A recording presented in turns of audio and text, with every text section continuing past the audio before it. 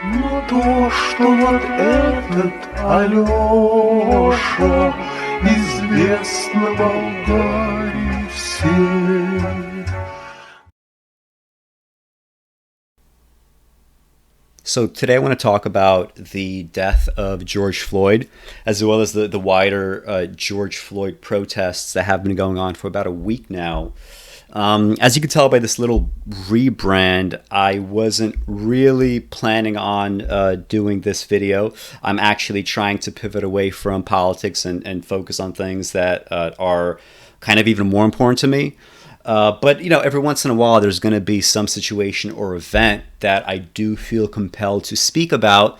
And I think the death of George Floyd and the ensuing protests and the responses to these protests and the kind of new narratives that are emerging around all this, I think it's important to realize that we are at a turning point, right? We're at a turning point in a way that in 2014, we were not at a turning point. So in 2014, Eric Garner, he died under very similar circumstances, right? He was choked out by a cop unnecessarily.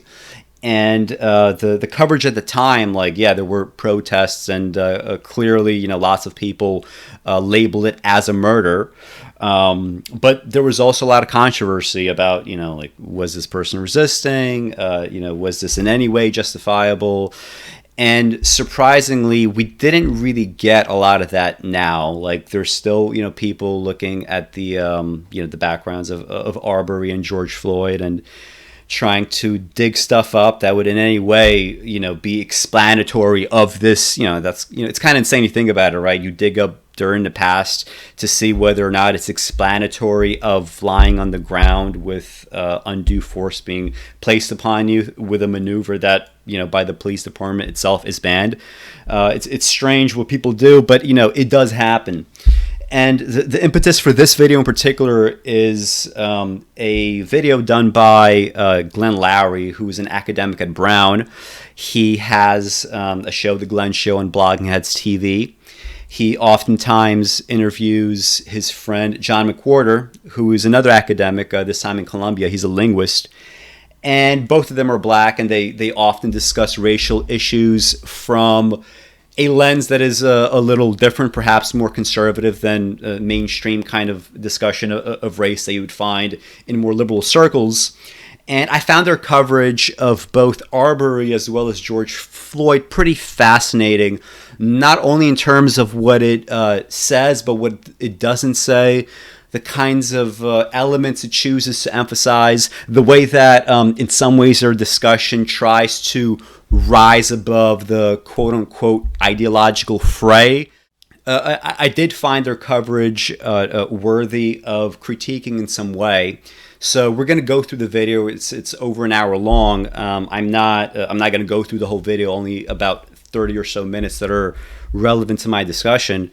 But, you know, as we go through it, I want you to keep in mind that, you know, I am definitely to the left of both Glenn and John. At the same time, I've been pretty critical of racial discourse in America, of a political discourse, I'd say more broadly. Like, if you've followed my work, you see the kind of stuff that I've written. It's not exactly stuff that's friendly to any one camp. You know, I tend to experience the same kind of flack that both Glenn and John experience. So I'm not at all unsympathetic to what they might characterize as their plight, although I don't think they would be feeling so sorry for themselves.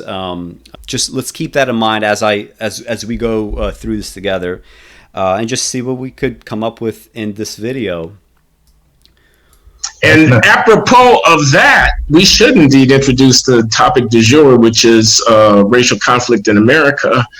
The case in Georgia, Ahmaud Arbery shot dead by the McMichael family, the father and the son, in an encounter. I'm not even going to try to summarize it. Called a lynching by many and occasioning a brouhaha.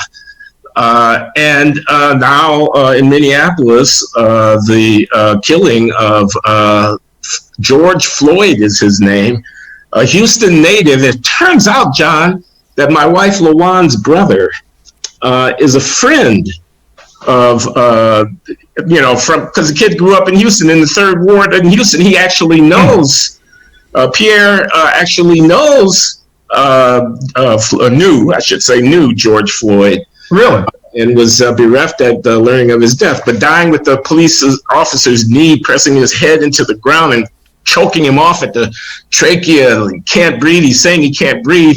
He's not resisting in any way, shape, or form, and now he's killed.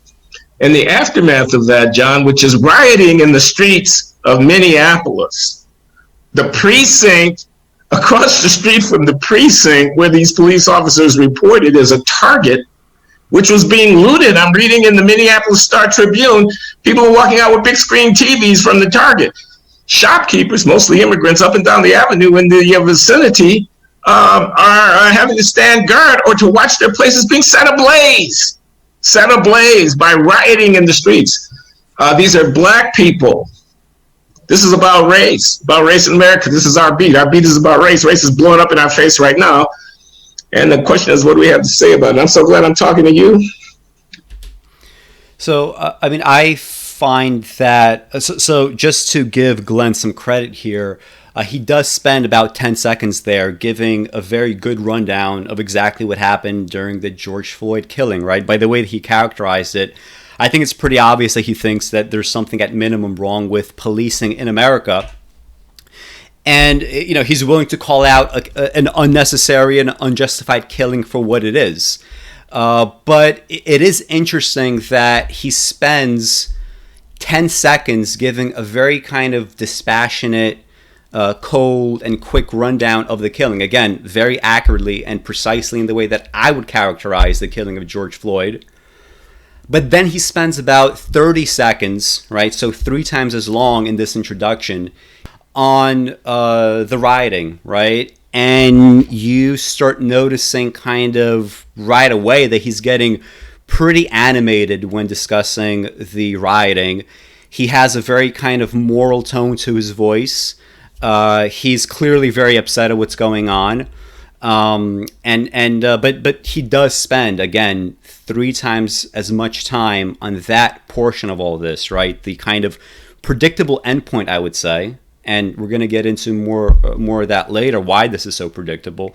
But there's a predictable endpoint. He spends a lot of time in this endpoint and spends just 10 seconds on what is essentially the thing that started the riot, right? Every single race riot that we can point to over the last 100 or so years, almost always, right? It's starting from some incident of police brutality. But the second thing that Glenn does that kind of caught my attention, and I've watched this video a couple times now, and I've thought about this. When he characterizes the Arbery killing, he calls it the Arbery brouhaha. Now, I already introduced Glenn and John, right? They're both educated adults, right? Like, they're both at Ivy League universities. They have PhDs, right? They are professors. So they certainly know the meaning of words, right?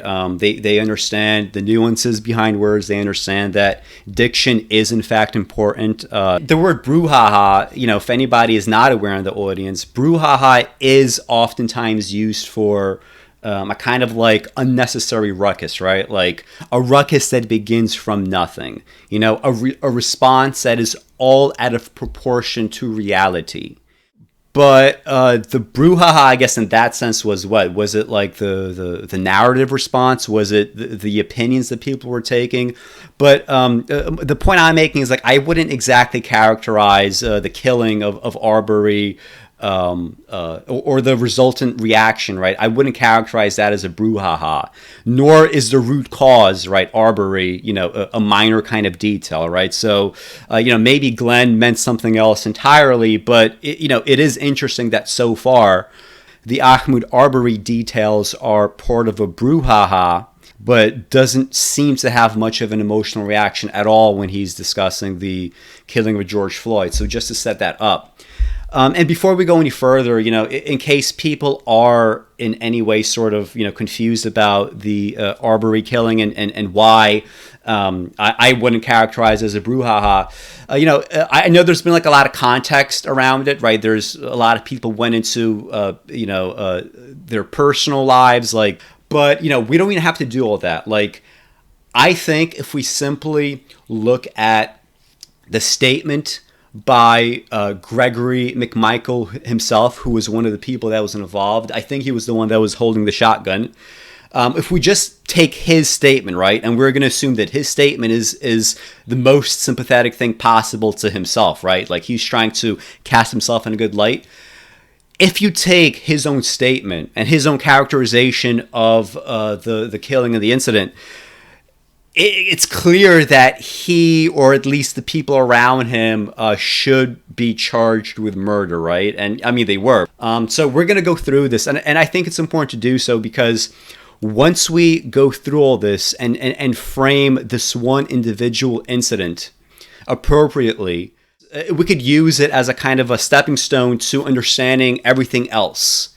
And why might, white people have certain interpretations of data compared to, popular interpretations among black people? Is it really just some sort of 1960s pro-black movement that bred all of this Nietzschean-style resentment, or is there something else going on? So let's go through McMichael's own statement, okay? Gregory said he was in the yard of his house when he saw an unidentified man running by.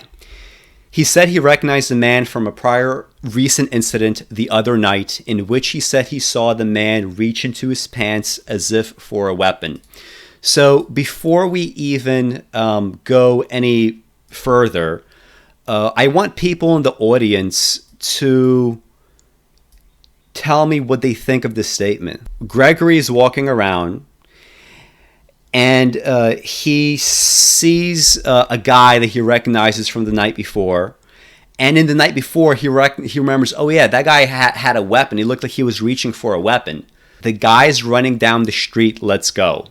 They think that situation from the night before warrants the chasing down the street for whatever reason.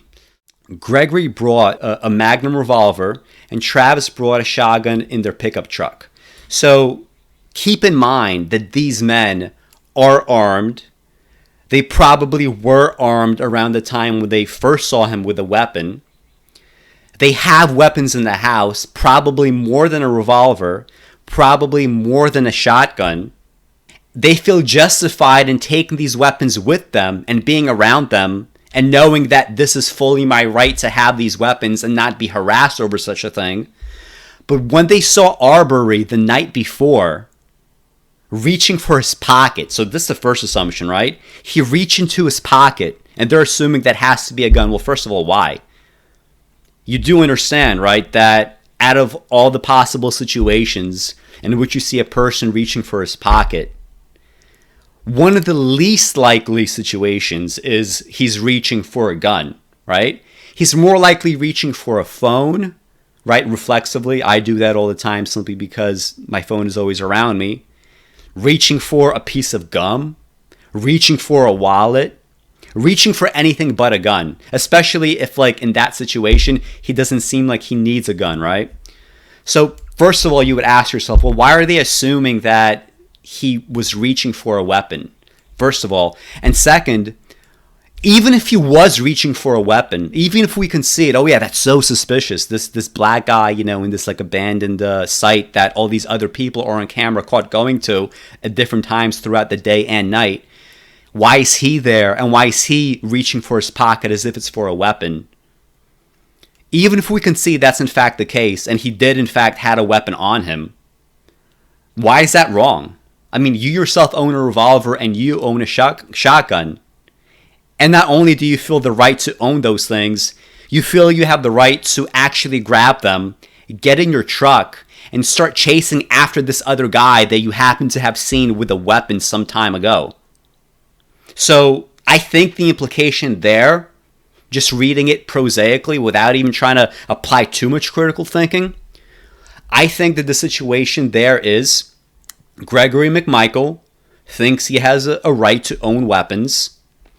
And he thinks that for whatever reason, maybe it's because he was in an abandoned site, maybe it's because he was black, maybe because it was nighttime and he felt extra scared, but he felt that this person didn't have the same right to a weapon as the McMichaels did. So the McMichaels said they pursued the man because he resembled a suspect in a string of burglaries. So I will kind of comment on this part. Like, there were actually no burglaries in the region. There was a break-in into a car at some point, but when people sought this data to see like whether or not this was the case, this was not the case, right? So there was something about this person that they didn't like, right? We don't have to necessarily jump to race, but so far this doesn't look good for them, right? They literally now have a revolver and a shotgun in a pickup truck, and they're chasing him down. Okay, that's what's happening so far. I want you to just keep this in mind before we get to the next part. So Travis attempted to cut off the man with the truck. So we know that Arbery did nothing wrong, right? Like, yeah, he was in this abandoned site that all these other people on video camera, like that site was frequently visited by kids, by, adults, nighttime, daytime. It's like an open construction site. So he himself doesn't feel like he did anything wrong. All he's doing literally is jogging, and he stopped here momentarily before continuing on his jog. And next thing he knows, a pickup truck comes around the corner and is chasing him down and is trying to cut him off. So since we assume that it's perfectly reasonable for the McMichaels to bring a revolver and a shotgun in their pickup truck because they have the right to own these firearms, what is reasonable for us to conclude about how Arbery is feeling in this situation? How would you feel if, you just finished a jog, or you're continuing your jog, and suddenly a pickup truck cuts you off and tries to chase you down? What rights do you have? Assume you had a gun in that situation. Do you have a right to shoot that gun? If you had a grenade and a right to own a grenade, do you have a right to throw a grenade into that truck if they just attempted to cut you off? Maybe not yet. Maybe that's a little too dramatic, but let's keep going. The man then turned and began running back in the direction from which he came. Okay, so now he's signaling, okay, I don't know what the fuck's going on here, but I want nothing to do with this situation. I want to run back exactly where I came from, back to safety. The report states a third person, who was identified as Roddy, also tried to cut off the man but failed. So there was another person behind this pickup truck. So it's not just one pickup truck. There are two pickup trucks. Well, I don't know if the second car is a pickup truck, but there's a pickup truck and a car. And both of them are chasing down this man. And both of them tried to cut him off. Again, if you were Arbery in this situation, what would you do? What would you feel? And what do you think you have the right to do in this situation? Do you at minimum have the right to self-defense here? Gregory said they saw the unidentified man and yelled, "Stop, stop, we want to talk to you." So after two trucks cut him off, they start shouting at him, "Stop, stop, we want to talk to you." And that they pulled up to the man, with Travis exiting the truck with the shotgun. Okay, so not only did these two cars just hunt you down while yelling some shit that you might not even have heard as they're trying to run away from them, they jump out of this truck with a shotgun. Okay, so if it was a little too dramatic to throw a grenade in their general vicinity back then, if you had a grenade and had a right to own and use that grenade, would you as Arbery in this situation have a right to literally throw a grenade to kill all three of these people? I think from a purely self-defense perspective, the answer is, of course you do. Gregory claimed, unsurprisingly, the man began to violently attack Travis before two shots were fired. Even if you assume that this thing is correct, that this is exactly what happened, that he began to violently attack Travis before two shots were fired, And I think the video does show this. I think Arbery was, in fact, in the video running at, I think Travis is the man with the shotgun. He is running at him, right, after he sees the shotgun. And even if you assume that this is true and what the video shows is correct, you can't say that he was unjustified in running towards Travis, attacking him, and trying to wrestle the shotgun away from him, and even grabbing the shotgun and, maybe not shooting him at this point if he successfully wrestled it away, but at least neutralize this guy somehow. And if he suspects that these other people have guns, guess what? He probably does have the right to at least shoot somebody there with that shotgun. Okay? This is like, I find no other logical way to process this. Here was a guy that was, continuing his jog that he just took a break from. Suddenly, two people start to chase him in a truck. Another car starts to chase him, following the pickup truck. They keep shouting at him. He wants nothing to do with this, runs the other direction, again, according to their own testimony. And then they finally jump out of the truck and point a shotgun at him. What is he supposed to think? A rational person that has any sort of desire for survival, they're going to think that I'm being hunted. And that is literally what happened, right? I mean, he was profiled. Maybe it wasn't a racial profiling just yet, but he was profiled and he was stalked. He was literally hunted. Me too, Glenn, because this is some stuff. And I've really been thinking about it because you have to allow that you might be wrong.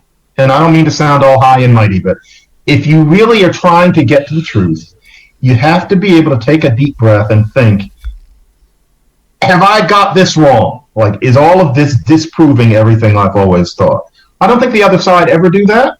And that is high and mighty to say. I say that highly and mightily. And I try not to be them.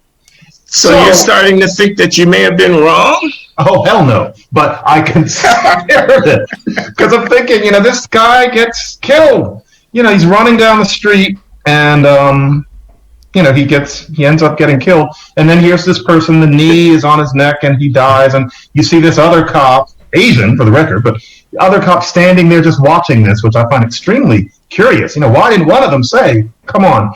This is my question, Glenn, about both of those things. And this is the sort of thing Coleman Hughes would ask. And he's right. And it seems too clinical to many people, but is the reason that Ahmaud Arbery and George Floyd died because they're black? And there's a certain kind of person who says, oh, well, eyes rolling. But no. The question is, and here's where, they're responsible for really doing some mental work and trying to turn things around. If a white guy had been seen on camera, if I've got the facts right, kind of poking around a construction site over and over again, would the owner of that site not have told those brothers to go check out what looked like that white person jogging down the street? Can we know? Because then, if the white person tried to grab the gun, do we know that couldn't have happened if the person was white? And even with George Floyd, what a tragedy. We look at it and we say, they did it because he's black. How do we know they wouldn't have done that to Nils Olson? I'm trying to create some white Minnesotan. And he's kind of a miscreant. I mean, George Floyd was a forger, they say. But let's say that George Floyd was a forger, they say. It's Nils Olson, and he keeps on trying to resist. Would those cops not have done exactly what they did because they would have more sympathy for Nils? I don't know how we know that. So for the George Floyd example, there wasn't any prolonged resistance. If there was any resistance, by the time he was on the floor through the entirety of the video, he was barely moving, actually. But I think the thought experiment is a little bit before that. So let's just play it out in the way that he frames it and try to respond to this framing. So if a white guy had been seen on camera poking around the construction site over and over again, would the owner of that site not have told those brothers to go and check out what looked like that white person jogging down the street? I don't know how we know that. And, in a technical sense, he is right? Like, we don't know that. Race as a factor, race is so multivariant and it plays out in such complex ways in America. That should be understood. Whether or not an event was truly decided by race, or whether there was something else, or whether it was, just a tiny fraction of the whole. So we don't know that.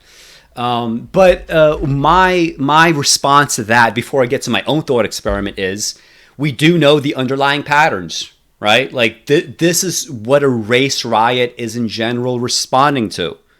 We have to ask ourselves, well, how did these facts play out under different circumstances? Like, if the person was black, that also means that person on average, right? Like, we can't say about this particular instantiation of, George Floyd, if we just put white skin on him, but we do know that on average, take an average George Floyd, right? Maybe not this particular one because, there is no repeating George Floyd in the universe, right? That instantiation is gone, right? There's no way to test it any longer.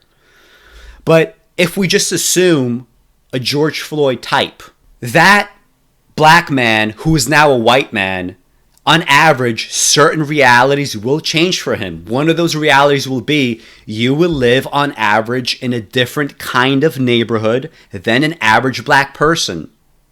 So you, by being white, just by that fact alone, you're far more likely to be in a different kind of neighborhood. You are more likely to be in a different and higher socioeconomic station. Right? Your family structure is going to look different. All these things that Glenn and John do often talk about, right? When they sort of moralize about the, family structures in the, in the black community, those things are real. Like, they exist and they do have an effect on day-to-day behavior. And if we switch George Floyd's skin color from black to white, that's going to be a new reality for him, right? He's now wealthier. He's now in a different neighborhood. He's now in a neighborhood that, by John and Glenn's own admission, has a different kind of relationship with the cops. So in that way, merely by the average George Floyd being white, that average George Floyd, simply by being white, will, again, this is averages, right? Macro behavior, right? This is how a society is patterned overall, over a long enough period of time. And all the individuals that either fit this mold or break the mold, you could do one or the other. You are part of that total makeup. And by being white, you're less likely to be killed by a cop, period. But it's not racism, right? And we're not supposed to call it racism. And I really do struggle with this, right? When people make this argument that we can't call this racism, they're making that argument, but on the other hand, this is the situation that we have. That you, merely by being black, by being born black, into the average of the black community, by that fact alone, through no fault of your own, you have an above average, above baseline chance of getting murdered by a cop, or by having just negative interactions with the cops, even if you are innocent of some, wrongdoing, even if you're an innocent person. And if conservatives were really honest people, they would be completely going crazy at this situation, right? Because they would say, wow, isn't it incredible that although we believe in personal responsibility, personal accountability, and equal consequences for equal actions no matter who the person is doing them, isn't it crazy that if you're born black in America, you will on average have an above average chance of getting murdered by a cop, even if you're an innocent person? So the cost of being innocent in the baseline society, it usually has no cost because you usually don't interact negatively with law enforcement if you're innocent. In the black community, innocence literally has a higher cost. That is literally true. But we say this is not racism. I mean, it is functioning as racism. Right? If it's some other thing, like I would like someone to define it and really explain how it's different from racism. So John's thought experiment here, it has this weird tone where it's assuming that simply because we don't have actual true certain knowledge about a particular instantiation, that the deeper extrapolation, and really like these riots are about a deeper extrapolation. I think that's the problem in the framing. The other thing is he sets up a thought experiment that, because it implicitly demands such a standard of evidence, think of how easily we could have an analogy to lynching, right? Like, does lynching have a philosophical dilemma? Well, look, we can't get into the heads of everybody that lynched anybody, right? So we can't know for certain their motivations. And yet we still would able to make the same kind of, statistical arguments that John has been making throughout the video. So for example, like if we take some of these baseline numbers, and these are all from Wikipedia articles, just like the previous slides. If we assume, for example, that this is all true, and we had 3,500 African Americans that were lynched and 1,300 white people that were lynched over about the course of a century, we could say that, the numbers are different, and clearly there are more black people being lynched, but it's not a huge differential, right? It's not as big of a difference as people probably would otherwise think, unless they have read these statistics and know that white people also have been lynched. Just like we know that there are white people that experience the same things as Arbery experienced, in the sense that here was a guy that was hunted down and was killed. So we know those things happen, and we also know that when it comes to lynchings, maybe lynchings are not so racial either, right? We have the same kind of philosophical dilemma here. Statistically speaking, the amount of black people that were lynched at about a 2.5x differential, that same number applies to policing today, right? So today, depending on what you look at, depending, of course, what neighborhood you mean, we could have anywhere from 2 to 3x on average fatality rate when black versus white people interact with the cops. Okay, so this looks pretty similar so far statistically, right? And also, again, it does present that kind of twist surprise that many people don't or might not know, that white people also were lynched. So you then think, okay, so if we're going to run this thought experiment even deeper, like John did with his, what can we say about the kind of, social context of lynching? Why did lynching occur? And in the second box, we have sociologist Michael Pfeiffer, and he says it was because of the lacks in the postbellum American judicial system, right? Just like all around the South, historically, the state has had less of a reach into it. There's more distrust of the police. There's more distrust of the state apparatus in general. This is not like a new thing the Republicans have introduced. And state power simply, like in some neighborhoods and some cities, it had no reach whatsoever. So lynching came about, according to Pfeiffer, as a way to deal with these kinds of externalities, right? We have a crime problem, but the police aren't doing their job, so we need to become a mob and take justice into our own hands.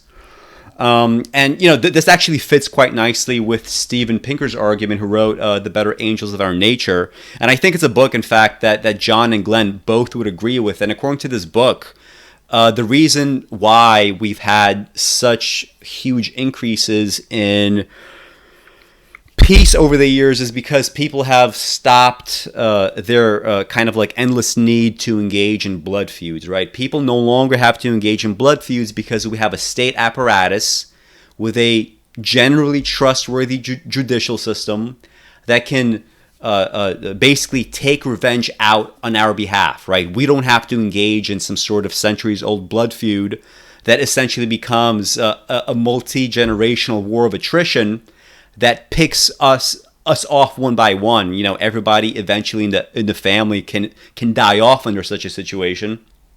We don't have to do that. But the South, according to Pfeiffer, did not have this advantage. And because it didn't have this advantage, it engaged in lynchings, also of white people accused of various crimes. And when you get to the specific examples, just like John said, let's run the specific example of Arbery. Let's run the specific example, last box, of L. Parsons. So L. Parsons was lynched in 1917 after he was accused of having raped and decapitated a 15-year-old white girl. So can we imagine that in the South, where the state does not reach and people don't trust the cops, and we know that mob mentalities are very common and people are armed, can we imagine a white person being accused of having raped and decapitated a girl? Right? So we strip it of the racial element. Can we imagine that mob behaving the same way that they behaved with Parsons, who was eventually, lynched and tortured along the way? Can we imagine that? We can imagine. It's very plausible. In fact, we know those kinds of things happened. We know there were white people that were tortured before being lynched. And we know that in many cases they were just, accused of generalized crimes like these, right? Nothing racial about it. So how can we say with absolute philosophical certainty that L. Parsons was lynched because he was black? Can we say that? And this is where things get really weird, because John said he's now writing a book on the sort of magical thinking within, racial discourse in America. And this is not a position that I'm unsympathetic to. I think there is some truth there. I think there is a lot of magical thinking in racial discourse. I think there's a magical thinking in a whole lot of places, but racial discourse logically will be one of those places since it's a subsection of everything else. Fine, I could concede that. But if John would take his own thought experiment seriously, he knows that he would have to say that, okay, when I'm looking for examples to put into my book on the magic of racial discourse in America, I could get a sample space of 100 random textbooks, and I could read their entries on lynching, and if they tried to over-racialize lynching or say that it had a significant and clear racial component, I will now give them the same kind of philosophical dilemma that I think is a perfectly salient and legitimate dilemma that I've applied to Arbery. And in that way, I would be consistent. And I would agree that John, in that situation, he would be consistent. But, it's a consistency that means nothing for an argument, because it's a consistency that does reduce you to absurdity. So there is actually this kind of weird connection between lynching and policing, whether it's the kind of very eerily similar fatality differential, or if we look at the fact that, lynching was a kind of crude early form of policing. So that was happening. And, when we think of policing in general, and we think of race riots, I think it is a legitimate question to ask. Why is it that the majority, if not, well, not the majority, I think it's pretty much all of them, why have pretty much all race riots started with some like policing event? Why is that true? And when we think back, it is true, right? 1965 Watts riot started with a pregnant woman who was involved in some altercation with a cop. There were no photographs. There was no video evidence. There were just, some people that saw and a bunch of rumors. That was enough to start a riot. And you also have to ask yourself, well, what was already going on in the neighborhood that made them have such a proclivity for rioting? Whereas, for example, a white neighborhood that was on average, let's say, richer or had more trust of the police, why wouldn't that end with a riot? So there's that question to ask. When we think of the 1967 riots, I think the one in Detroit started with, or maybe it was Newark, it started with some police raid into a bar. So these are police events that kick off race riots. And I think the reason why that happens is exactly the same reason why John and Glenn sort of moralize over this question. Glenn, where he's just talking about oh my goodness, I can't believe people are doing this. And John, where he sort of, says that he has like a kind of condescending feeling towards the people involved. And the reason why both of these things are going on is, like what John says about police brutality is not the biggest issue in black neighborhoods. I mean, this is true, right? Even if we accept all the kind of high-end statistics for fatalities of blacks at the hands of police, you would still have to be an exceptionally unlucky person to have been born black and die at the hands of cops, right? That is statistically very unlikely. You're going to be much more likely to die at the hands of, a criminal in your neighborhood, or of heart disease, or of cancer, or of like diabetes related complications, or a car accident. Basically like more grisly versions of what white people ordinarily die from, except you happen to die from it more frequently, and your general mortality is higher and your lifespan is lower. So that part is true.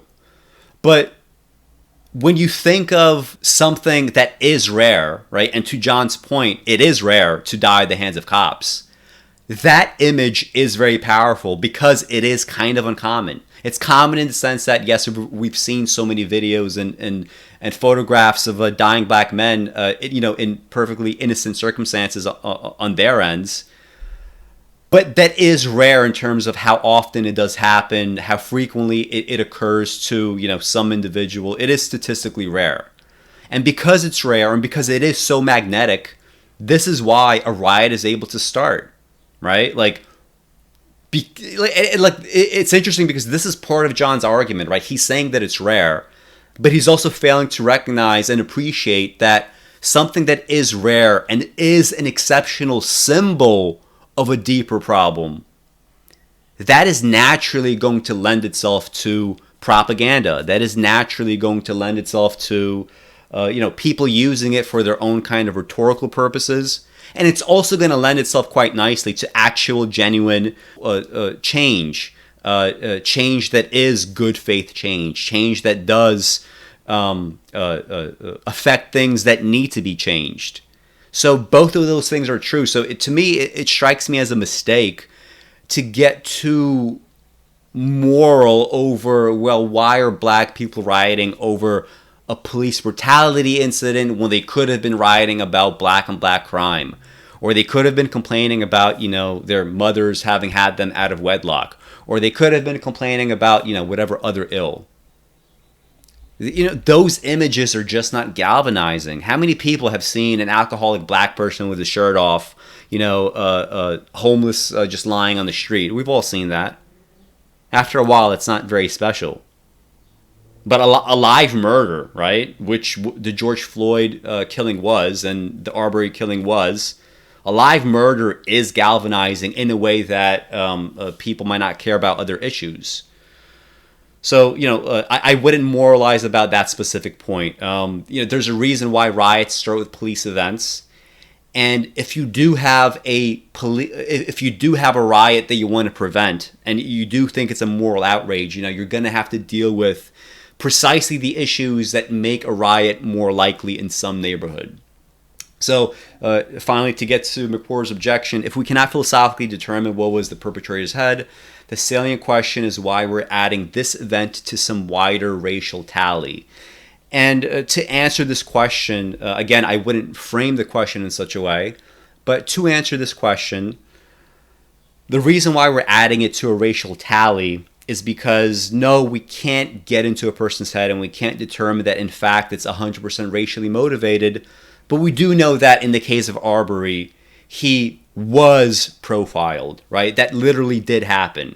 Now, he could have been profiled because purely based on racial issues, or it could have been something else. All we do know is that despite everybody, it seems, in the neighborhood having guns, and these men having guns and feeling the right to chase down another human being in trucks while wielding guns, they think that this person reaching in his pocket, that he's a threat, or he was a threat last night, or we don't want him to reach into his pocket for his own gun while we reach into ours. So for whatever reason, they think that's the case. Could it be that all three of them are white and he's black? Could be, or it could be something else. That's true. But they think he's a threat. And we know that if we run the Arbery experiment, where we have that simulation of what happened to Arbery 100 times, we know that in America, sometimes running the simulation means that Arbery does get killed, but there's no racial component whatsoever. Sometimes when we run this simulation, we know that Arbery, having been killed, had a lot to do with his race. He was explicitly profiled for being black. We know that other times we run this simulation and Arbery does not get killed at all, even with racists involved. We know all those simulations are possible. My question when I talk about politics is, what are we doing in society or to society that some of those simulations are allowed to be more common than others? Why do we get outcomes that are more common than other outcomes? And what can we tweak to alter these outcomes? And this, in John's mind, it does get turned into like a subtle prescriptive claim. And it's not the kind of prescriptive claims that I would make. I am, again, to the left of John. But we can't pretend that this, narrative that he has constructed for himself, that this philosophical dilemma, that this thought experiment that he constructed, he calls it sometimes just asking questions, but it's not just asking questions, right? There is a point here. And the point here is to make prescriptive claims that he makes elsewhere, not so much in this video. And I'm doing the same thing, right? So we're kind of motivated by the same reasons. And there's nothing wrong with my reasons versus his reasons in the sense that we have, we might have different values about these things, but we are behaving in a similar fashion. Now, I do happen to think I have more evidence for my claims, but that's a separate question. So that's how I would generally deal with this thought experiment and similar kind of objections, right? We're never dealing with just one instantiation, and we can never know whether one instantiation is necessarily going to be purely racially motivated, as opposed to 25% or 50% or 5% or whatever percentage you want to get to. So we don't know that, but we do know that in this case, it does seem like he was profiled. It does seem like it was racial. And I'm saying that because there were other people that were caught on camera in these various, in this construction site, and nothing ever happened to them. They're still alive. They never were profiled. They never got followed. And they kept doing it over and over and over again. But despite this being like a constant thing going on in the construction site that was constantly caught on camera, for whatever reason, they thought that this guy at this construction site putting his hand into his pocket was a unique enough threat that they needed to chase him down with 2 cars and jump out with 3 weapons, including a shotgun. So did race have everything to do with it? Did it have nothing to do with it? Can we plausibly say that race played some substantive role here? I think we can plausibly say that simulation where Arbery does die at the hands of people who are racist and have racial motivations, we can't pretend that the response to that simulation that is playing out somewhere right now and is probably playing out in lesser forms every single day, we can't act as if that's not going on. And we can't act as if the riots are only about this particular instantiation. It's not. They're never about this one thing. We know there's multiple Arberies. And we're not adjudicating a hate crime here. We are adjudicating what is clearly a murder, right? They're being charged with murder. We're introducing the racial element because there is a pattern. And you don't want to call it racism, fine. But it's a pattern that uniquely affects black people for no other reason than they are born black.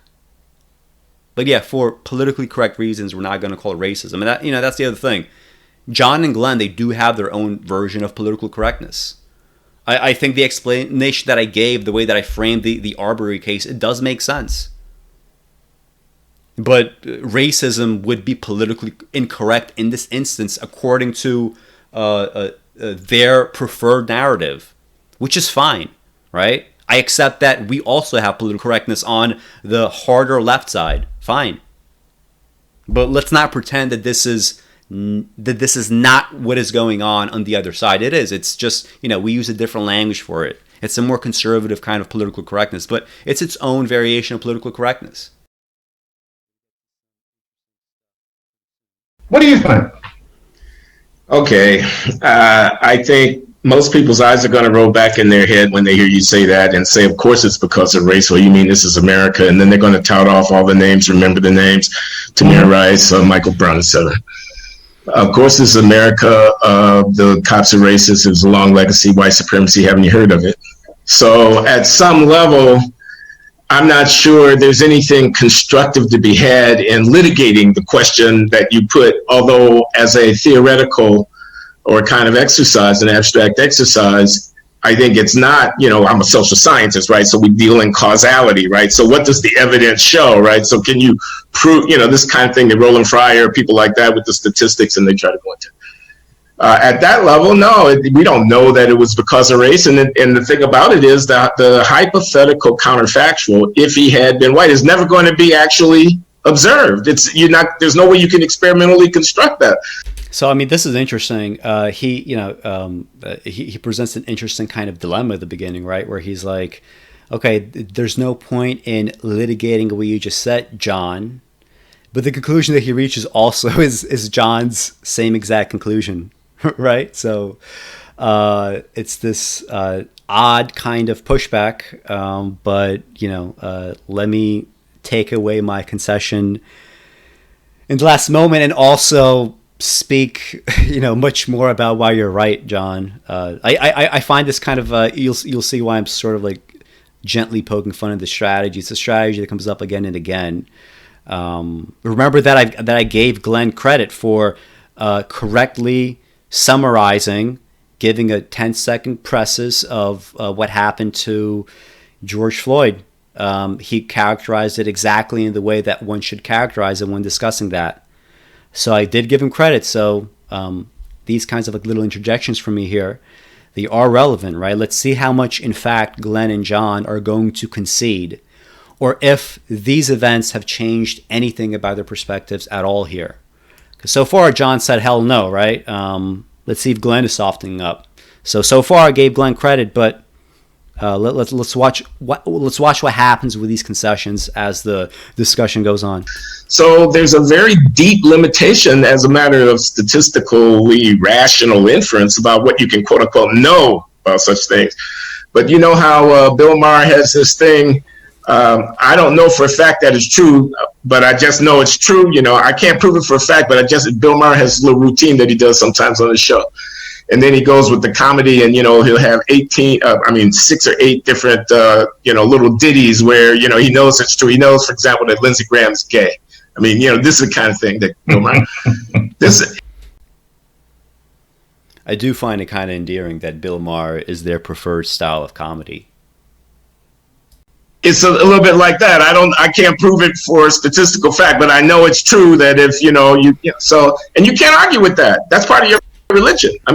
There's no adjudicating that. That's what they're always going to think. So at some level, I don't find that to be that. But look at, there obviously is something wrong in police culture when you see behavior like that, regardless of the color of the guy. So we can start with that. There's something wrong with police culture because when the police officer who's standing by doesn't intervene in the thing that you and I all saw, and doesn't do anything, well, that's telling me something very deep about the way they're doing business on a daily basis in that city. And that's obviously an issue. Now, so he reaches a conclusion here, right? And that conclusion is there is something wrong with policing. I agree, right? This is not just a racial thing at all.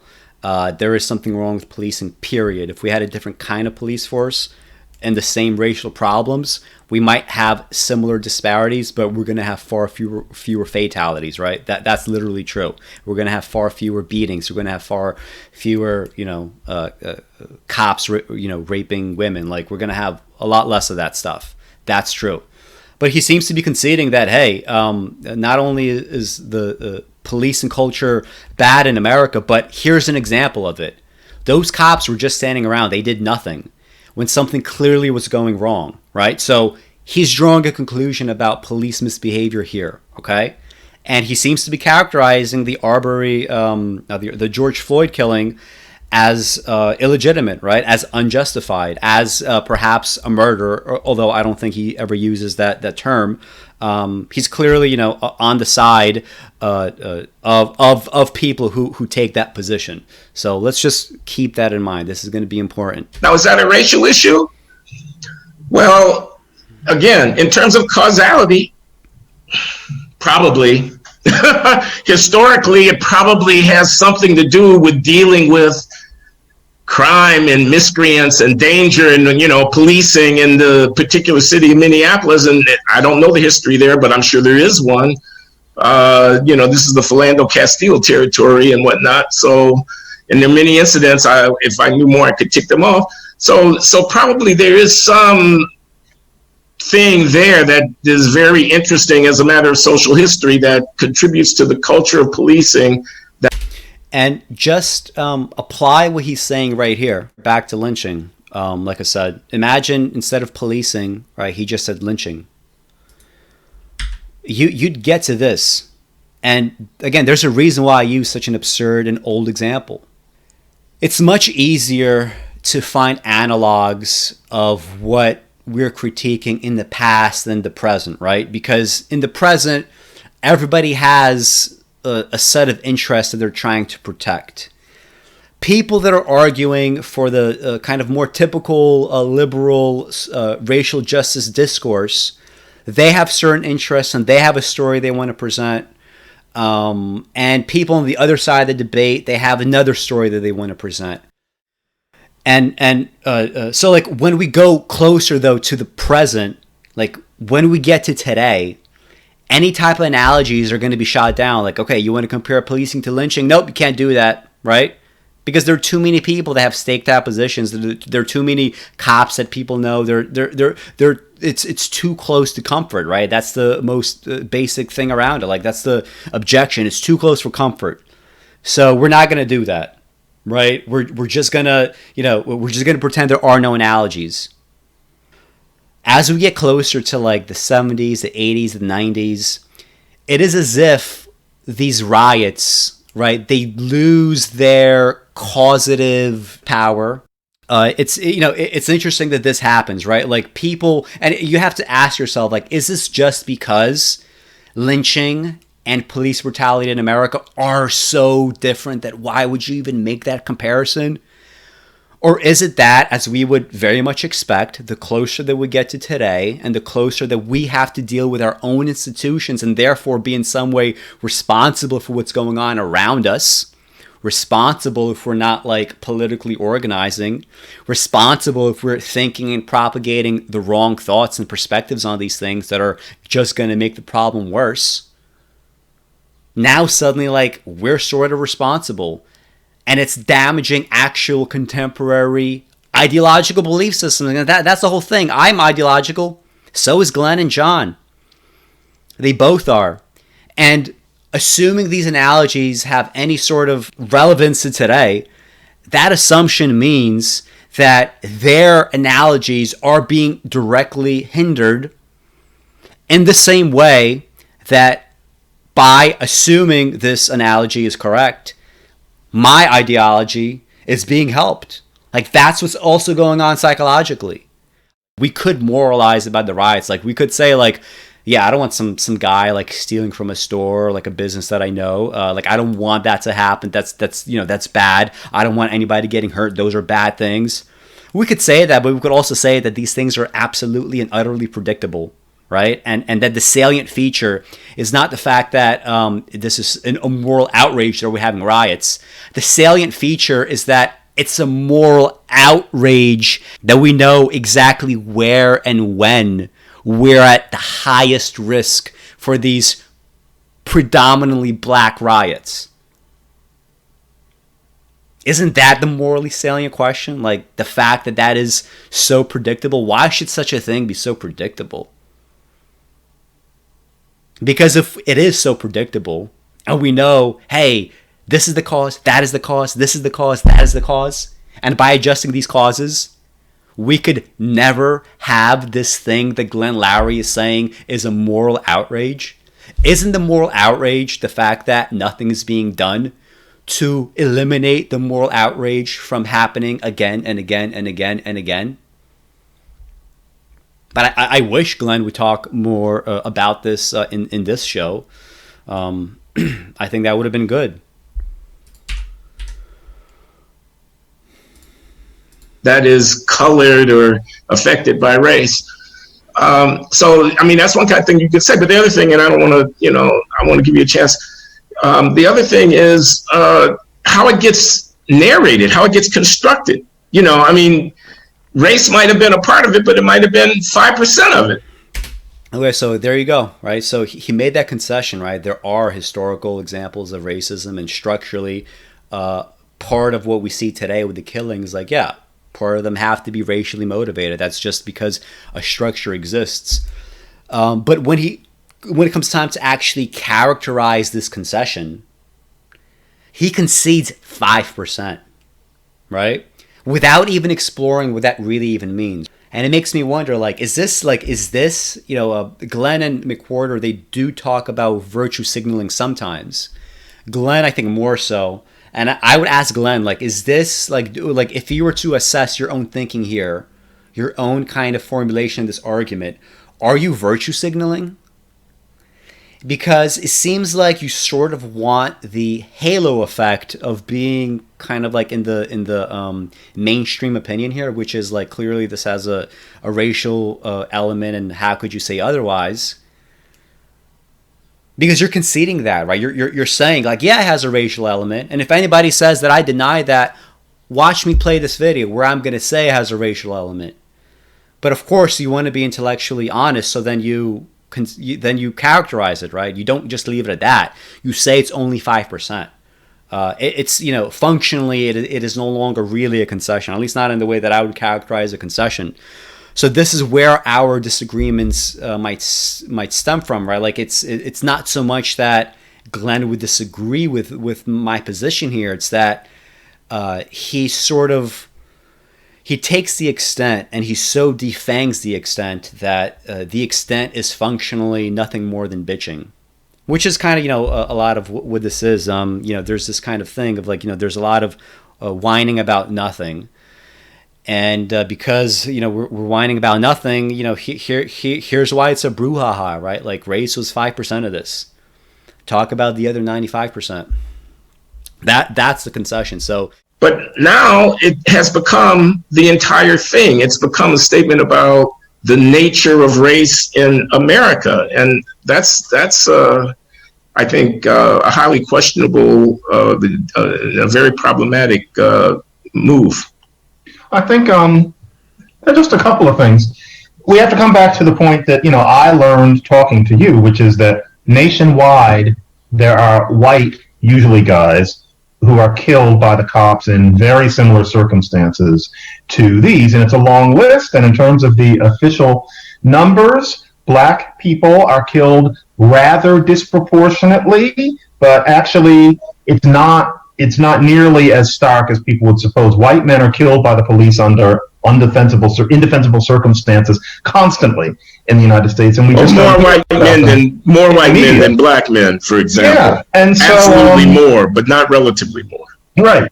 And so, for example, Philando Castile, I don't remember the names as well as I did 2 or 3 years ago, but there was a white version of Philando Castile, not in Minneapolis. But that sort of thing can happen to a white person too. It just doesn't make the news. I'm not aware of white versions of Arbery or Floyd in terms of exactly what happened to them. But then there's the second thing, which is that we're not supposed to ask something, and it's just asking.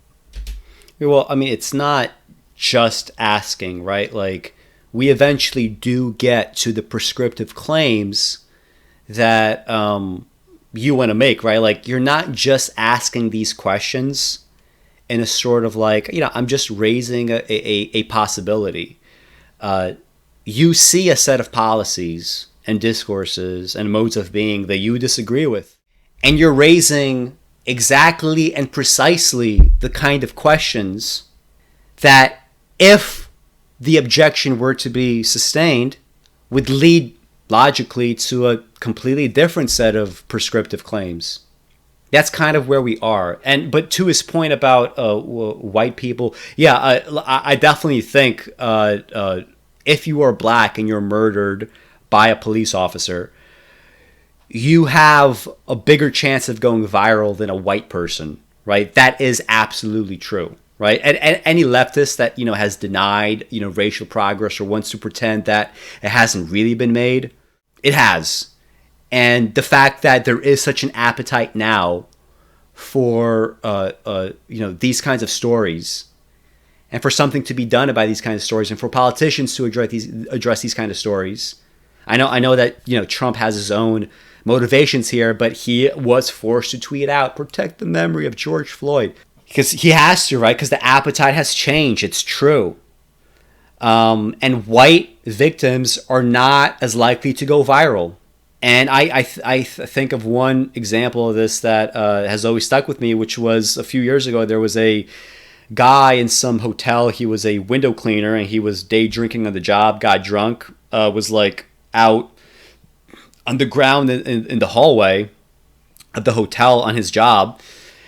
And the cops surrounded him, and they kept demanding that he contort himself into all sorts of positions and follow these really weird, precise directions under the threat of death. But all he was doing was literally on the ground with his hands outstretched and clearly not a threat. And they were obviously torturing him. The fact that something like that didn't go viral, I think, is telling. And that barely made the news, and most people don't even remember it. So, that is true. When I talk about black privilege to the extent it exists, I mean, is that an example of black privilege? Well, you're more likely to be killed by the cops, but you're also more likely to go viral. So, it's clearly not a privilege, as far as, cost benefit goes. But these stories are getting more traction, and there are very many similar stories of white people getting killed just in this way, because the police in America, they have a problem. Everybody knows they have a problem. Which is the reason that Minneapolis cops kill more black men than white, and apparently they do. There's a figure that has 13 in it. I forget whether it's 13 times more or something. There's some figure where so it doesn't happen to Nils Olson remotely as much. Is it because black people in Minneapolis, and wait for this, folks, I'm sorry, but we've been trained not to ask. Is it because black men in Minneapolis commit more crime? And if they do, it's not because there's something wrong with them. It's not to deny that slavery and Jim Crow happened. Maybe it's because of poverty. But is it that more black men... So, you sort of see where this is going, right? Like, he's asking the question to specifically answer this question, which is, yes, like there is a differential based on differences that go beyond race, right? That's the point of asking the question, right? It's not just asking the question, right? There's a reason for it. You don't know that. Well, I'm gonna try. But Glenn, he makes a great point. He says you don't know that. He's essentially using the kind of like naive maybe this unfair to characterize it as such, but it's philosophically naive skepticism. That he's invoking for the other examples. We can invoke here as well, right? John is saying maybe, but he's kind of presenting it in a way where, just like Glenn, he might have to box himself into essentially saying little more than 5%, right? Like we're well on the way to that conclusion. Not that you necessarily would reach that conclusion, not that John himself will. I'm not exactly sure what his own number would be. But it's a perfect setup for that conclusion. And most people that hear the setup, because people are simple-minded, they're going to go straight down to that conclusion, right? They're going to say 5% or less. They're going to say 1%. They're going to say it's a phantom. Some in the audience, many in the audience will say not at all.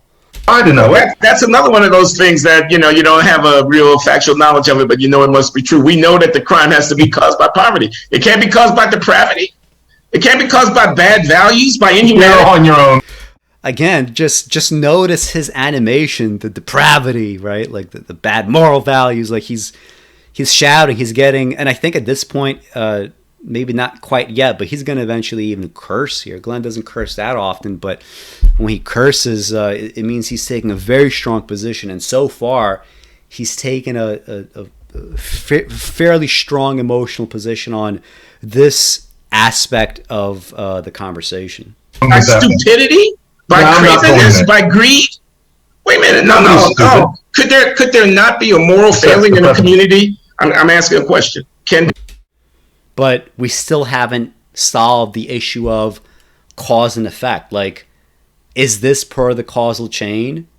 Or are you substituting effect for cause? And Glenn has made this argument before, and I honestly find it very weird how he's an economist, but I guess broadly he could also be called a sociologist in that sense. I don't understand how any person that is like a modern sociologist could discuss things like crime and patterns of crime from like a predominantly moral lens. Like, I think we would agree that crime is not good, but if you're going to define a moral failing as a systematic pattern of criminal behavior, that's implicit with what's under discussion. Like, that's what we're trying to adjudicate. And this strikes me as a very obvious point, right? Anybody that introduces like these, honestly, these philosophical concepts that don't necessarily belong to the real world in the way that they think that they belong to the real world. It's just odd is what I'm saying. There not be evidence of a moral failing in a community which has a high crime rate? Must it be necessarily the consequences of poverty and privation? Come on. What kind of theory have we got of human behavior where it's this one-dimensional thing where economic circumstances determine everything and there's no room for character, values, and morality? Well, you don't construct that kind of theory of human behavior. You construct a theory of human behavior that assumes human behavior is a probability space, where by adding certain variables or removing certain variables, you're going to get over a large enough sample space. You're going to get certain outcomes more often than others. If you're a black person in America, forget about moralizing about, single parent homes. How can we change that? Why that's happening? Why is there a crime? If you're a 2-year-old in black America, born to a black mother, right? Single parent, in a typical black neighborhood, probably in a food desert, you're going to be more prone, not you personally, because again, you have free agency as a person, not you personally, but you as a trend, as an average, you're going to be more prone to eating bad food. You're going to be more prone to getting hurt by crime. You're going to be more prone to being innocently executed by a police officer. You're going to be more prone to certain diseases. You're going to be more prone to asthma. Genetically, you might be more prone to sickle cell anemia. Maybe you get more cold in the winters than the average white person, right? That's what we're talking about. Like that is the only theory of human behavior that makes sense. You start with that position. You start with the macro. And you observe, how do individuals play out? No, not every black person is going to end up with sickle cell anemia. Not every black person is going to end up killed by a cop. Not every black person is going to end up obese or with diabetes. Not every black person coming out of, Georgia is going to end up as a billionaire. But some will. And you're going to ask yourself, why are we tapping certain outcomes more than others? Instead of getting caught up on individual outcomes as if these individual outcomes, not that they're unimportant, obviously they make up the whole, but it's as if these individual outcomes hold some kind of hidden key to a wider macro social policy. That's a logical fallacy that I keep seeing. I don't understand how that logical fallacy could be made over and over and over and over and over again by a modern sociologist. I just don't understand. It's such a confusion of all sorts of unnecessary philosophical concepts that are already unnecessarily controversial to begin with, that you are trying to stuff unnecessarily into a sociological perspective. Oh, of course, but what is a moral failing? Where would that A moral come failing from? is you have a wallet with money in it that I want, and I'm willing to put a pistol against your head, risking blowing your brains out in order to take it. That's a moral failing. A moral failing is... I want you to just think about that. Like, when he's pressed about a moral failing, again, very animated here, very excited here. I wish there was more animation during the coverage of the George Floyd killing, but I will take what I can get. Out of all the possible examples that Glenn could have chosen, he chose this very specific example that just so happens to be the form of crime that is more prevalent in a certain kind of neighborhood, in a certain kind of community, in a certain kind of broader demographic. But why? I think so much of the problem with the discussion of race and crime is as follows. When we talk about race and crime, and when we say crime, are we just going to talk about Glenn's example of some guy trying to mug some other guy with a gun? Is that really the extent of crime in America? Or is that simply the kind of crime that is most available to a person living in a certain place? I think it's the latter.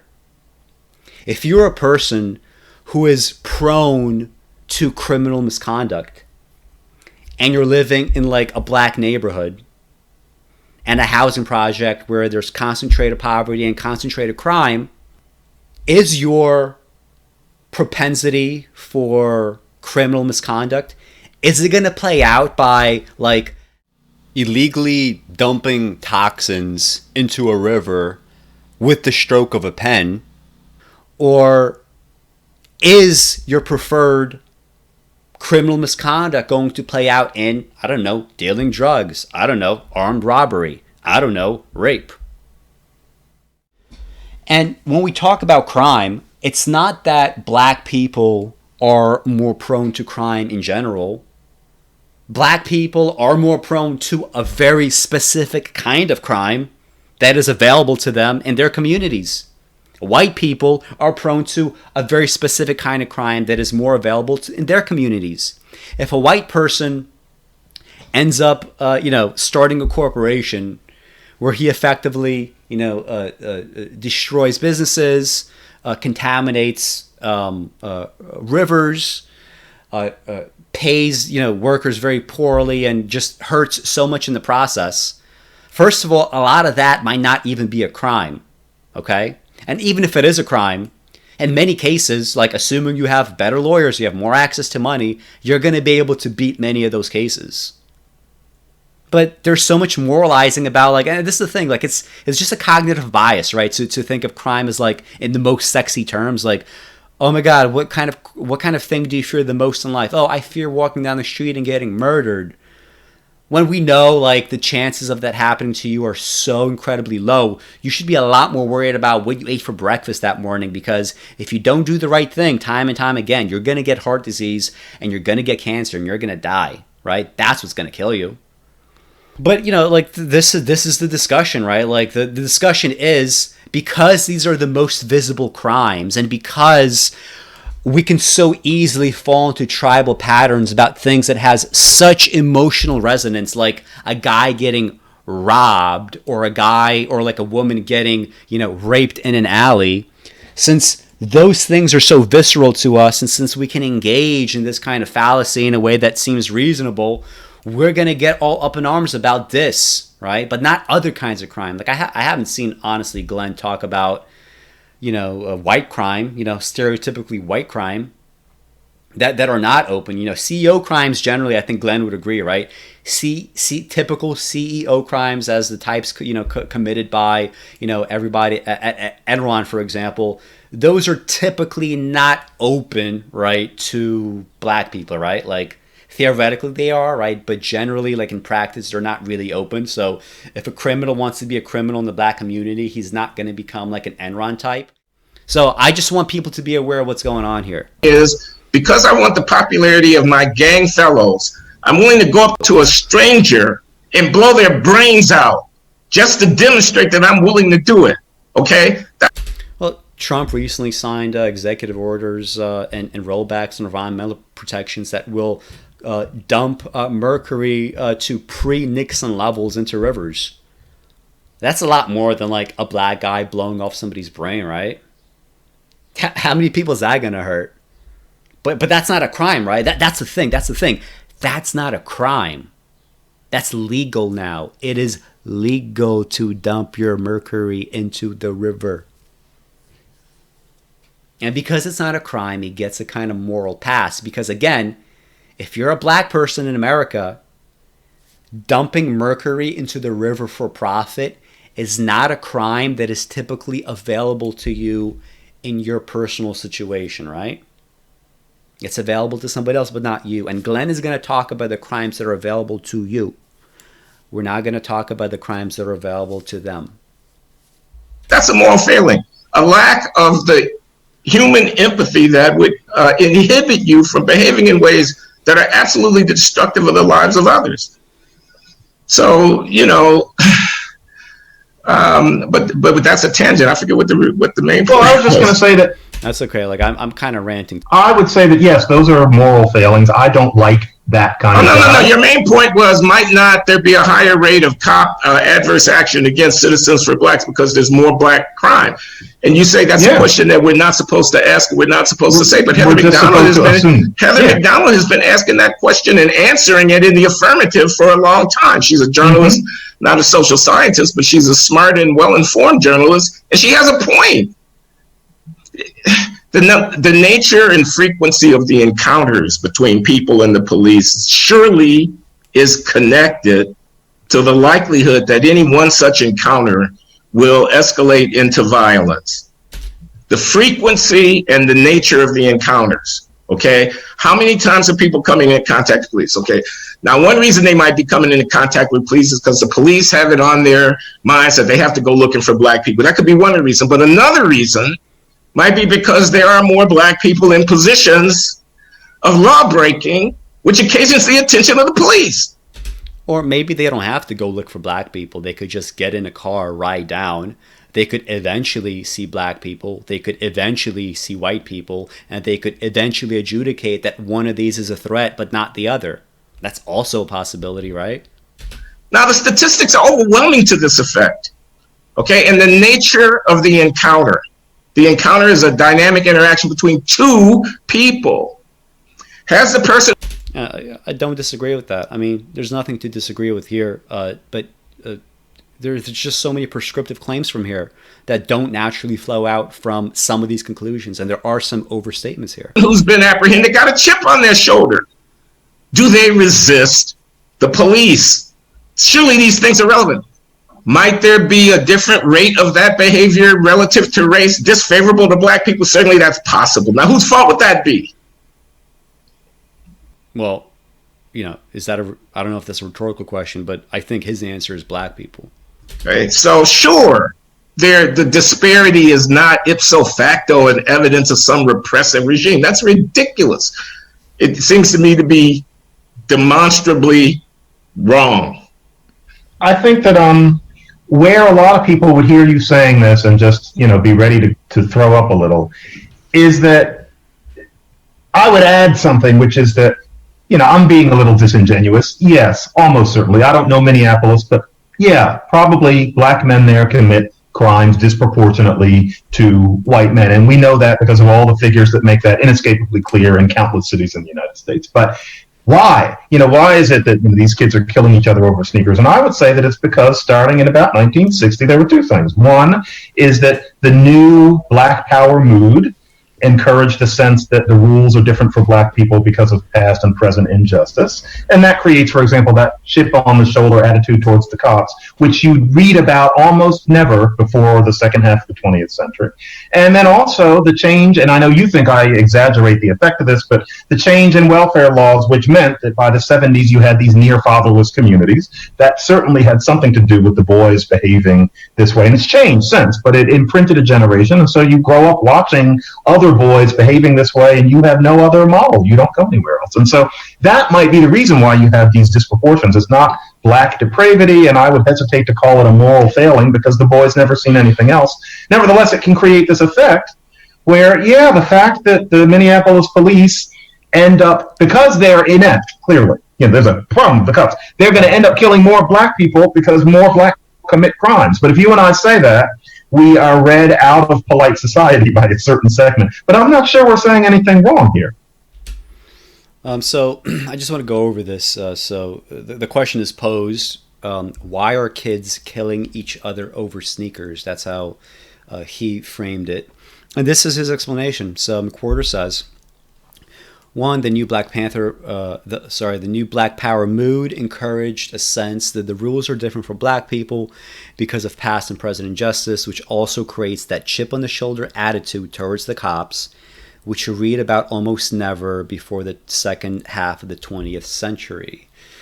It's very interesting because just a couple of slides ago, he said that this is a philosophically problematic claim, right?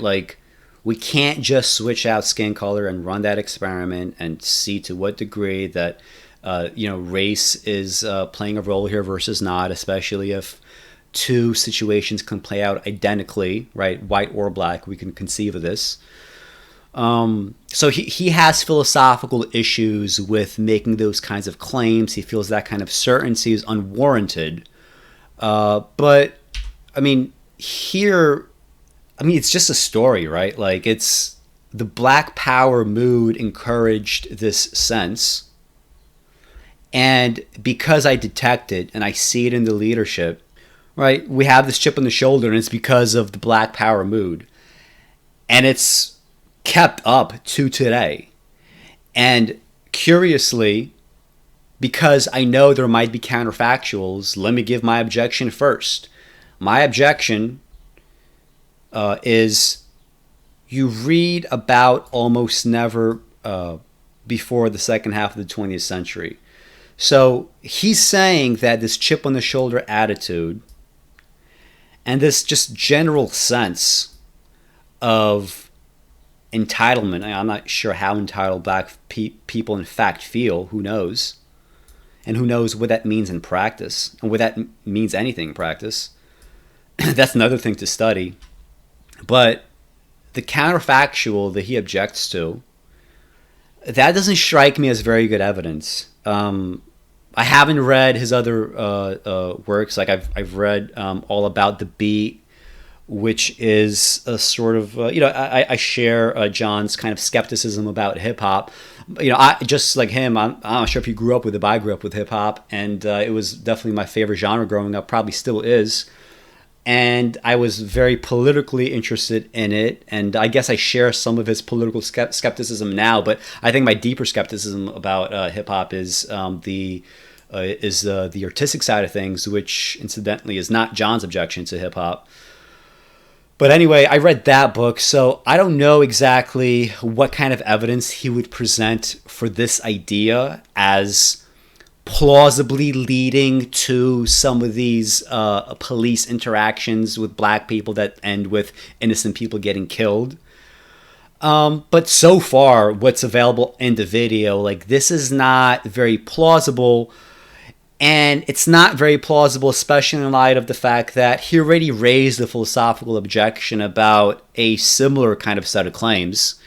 And if they apply there, they're going to have to apply here. And based on the information that we have, we could sort of ignore this, right? And the second part is, he says, to welfare and fatherless communities, Glenn says, or rather, John says that Glenn would disagree with the extent that John makes this an issue.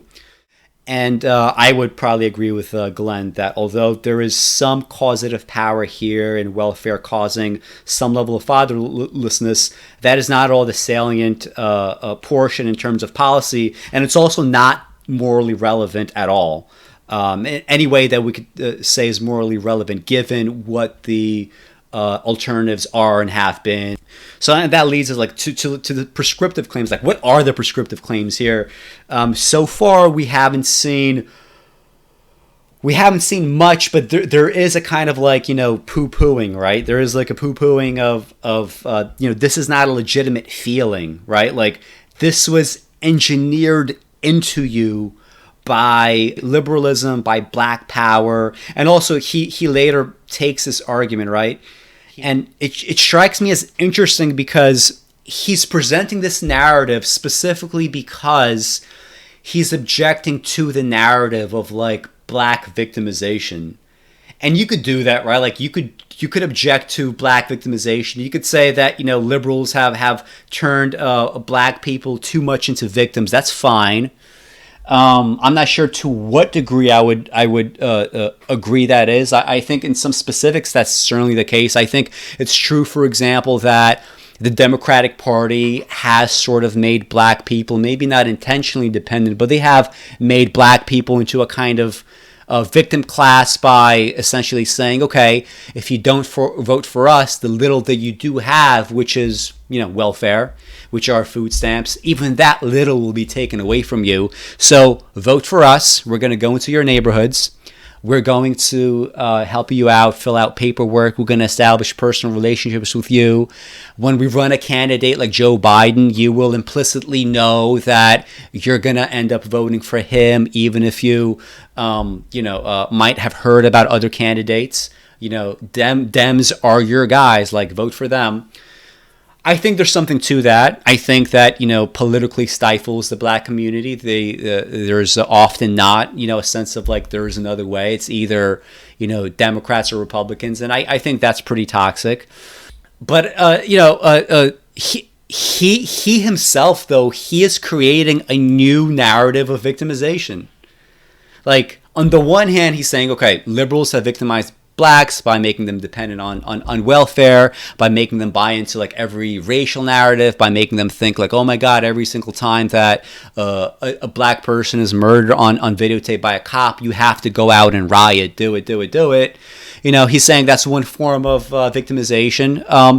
But this strikes me as like just another form of victimization in his own narrative, right? Like, except it's not white liberals that are doing this. It's sort of older liberals, and it's like the black power mood, and black people again are painted in a very kind of helpless way, right? Like here it's kind of reaching out from the distant past where it's a little harder to ascertain the facts. Like, we could sort of read and understand what the rhetoric is now and how it affects people. Like, we could see that most black people, they actually are not so radicalized by like the Bernie Sanders rhetoric. They overwhelmingly went for Joe Biden. Like, we know that's true. But here you have this black power mood, which is already kind of like nefarious in a lot of people's thoughts. Like, they think of that thing where you go out and make your own state. They think of militarism and anti-whitey racism, which, it was a part of the original Black Panther Party movement. But, officially, at least the Black Panther Party was a Marxist-Leninist organization. So they specifically had a prohibition against racism, although I'm sure that functionally, that wouldn't really play out that well, right?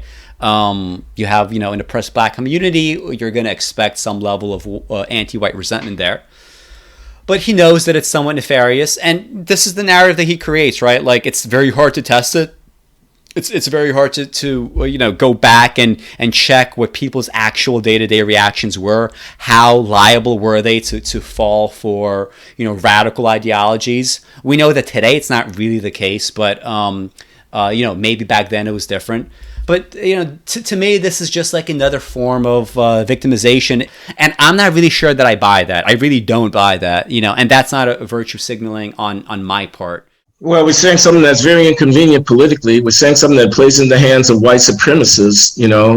We're saying something that sounds like it's mealy-mouthed apologia for the establishment, for the structures of racial domination in the society. And that was well put. we being articulate black spokespeople are now putting a face on something that deserves only unremitting, condemnation and resistance, whatever. I'm trying to stay in touch with reality. That's all I'm actually trying to do. This is a first order problem, man. As I say, this is going to happen again. We can review the bidding. It will. And that's the point, right? It will happen again. Somebody's going to get killed. And there are going to be riots because it's going to be an unjustifiable killing. Every single time there was a riot in the 60s, there was a report that was released, and it was almost always the same. Like, it was, got to make this reform, that reform, sometimes to policing, oftentimes to employment, oftentimes to inequality, oftentimes to segregation, oftentimes to the macro kind of issues that they sometimes talk about here on the Glenn Show. And most of the time, these suggestions were not taken. So, of course, 1965 Watts riot will easily lead to the 1967 riots. Right? That's just kind of like, that's predictable. It's going to happen again. Eric Garner was killed under very similar circumstances, got choked out by a cop. And were reforms put in place? Not really. It took a while even for that cop to ever be prosecuted. Nothing really happened. So what next? Well, next time that it happens, you're going to get a riot. Because you didn't get a riot. You got a riot during Michael Brown. You didn't get a riot, I don't think, during Eric Garner, from what I remember. But eventually you're going to get a riot. And again, if you want to say this is a moral outrage, my question to you is, how do you avoid the moral outrage of this riot? And the answer can't be, we teach black people to not view this from a racialized lens. This is literally hitting, even if you believe that's true, I'm not saying that I believe it's true, but this is functionally like hitting your head against the wall while shouting, "Why are black men murdered on video so emotionally wrenching for you guys? Grow up. Grow up." You're just doing that. Like, that's a rhetorical question, right? Why is that so emotionally wrenching for you? That's a rhetorical question, and it should not be answered. That is the default, and it's going to be the default. Let's find a way to work around it. But if your ways of working around it is innocently asking questions, we're just asking questions, man. If you're just innocently asking questions to eliminate the sort of prescriptions that are in fact necessary to cure these issues, then you're going to get more riots, right? Like, it's going to happen again. He admitted, he said it, he knows it's going to happen again. But he's a sociologist, so if you know it's going to happen again because you're a sociologist and you understand how these things pattern themselves and you understand that human behavior is a probability space. He said so. He said it's going to happen again. What does that mean? It means that I'm going to make some sort of probabilistic claim about human behavior. He just said it. Human behavior is a probability space.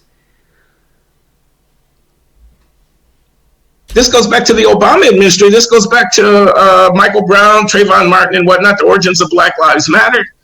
Of course, it goes back further than that. There are other incidents, but I mean, this period that we're in right now, with the Twitter and the cell phone and the kind of instantaneous social media mediated kind of centering of the national attention around it, and then these things grow up and they become larger than life, and they become emblematic of what's going on in the country, emblematic of what it means to our children to think of themselves as black. They think of themselves as black. You can't turn on the television. I'm watching this very interesting show with my wife, Queen Sugar. This is on the Oprah Network, and every kind of cultural medium dealing with black life is saturated with this narrative about blacks, the cops, crime, prison. You see how Joe Biden wants to talk to black people? He wants to talk to us about crime, about prisons, about how, because he thinks, and perhaps not inaccurately, that much of our political sensitivity is going to be driven by this narrative about the thing. So Yeah, and perhaps not inaccurately is the operating phrase. And it's not just inaccurately in terms of the perception, in terms of the media narrative. It's also not inaccurate in terms of reality, right? I don't know. I think it's completely wrong, John. I think black people in poor cities need the cops. They need the cops. They need public safety. They need security. The main threat to the quality of their life is not the being preyed upon by cops. It's being victimized by other black people. That's just a fact. It's just a fact.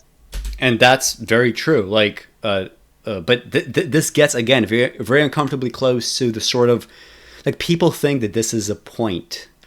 I think it's obviously true that if you imagine America right now as it is, with a police force and without a police force, I think it's obviously true that having a police force, having the status quo as it is right now, is infinitely preferable to having no police force. But once you can see that that is obvious, we have to talk about everything else, which is really what the conversation is about. Like, I have not seen any proposals by any politicians ever that amount to let's not have a police force. Because in reality, we're not eliminating the police force, right? That's not going to happen. We understand that if that were to be attempted even for 24 hours, everybody that would be against the police would say, oh my God, we need the police. Just like all these people that were crazy anti-vaxxers, they're going to want to get a coronavirus vaccine. Just like all these people that said, oh my God, we can't give money for people that are going through bad times. We can't just give them money. Now, Trump gives them 2 stimulus payments just because there's a coronavirus that's outside of their control. Meanwhile, cancer is outside of their control. Meanwhile, getting fired from their job is outside of their control. Meanwhile, being born black into a single-parent household is outside of their control. But they don't deserve to get, cash payments for that, right? You're gonna say no police until you have that, and then you're gonna say, I was so stupid. Steven Pinker says the same thing. I forget what he's referring to, but when he was young, there was some rioting where there was a situation where, like, I think the police union in Canada went on strike, and he was like a sort of like anarcho-communist, like I was. We seem to have shared very similar politics during our teenage years.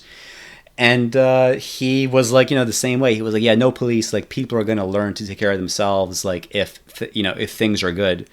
And pretty soon, he saw what the outcome of that was, and he changed his mind pretty promptly, which is good. Some people would just double down.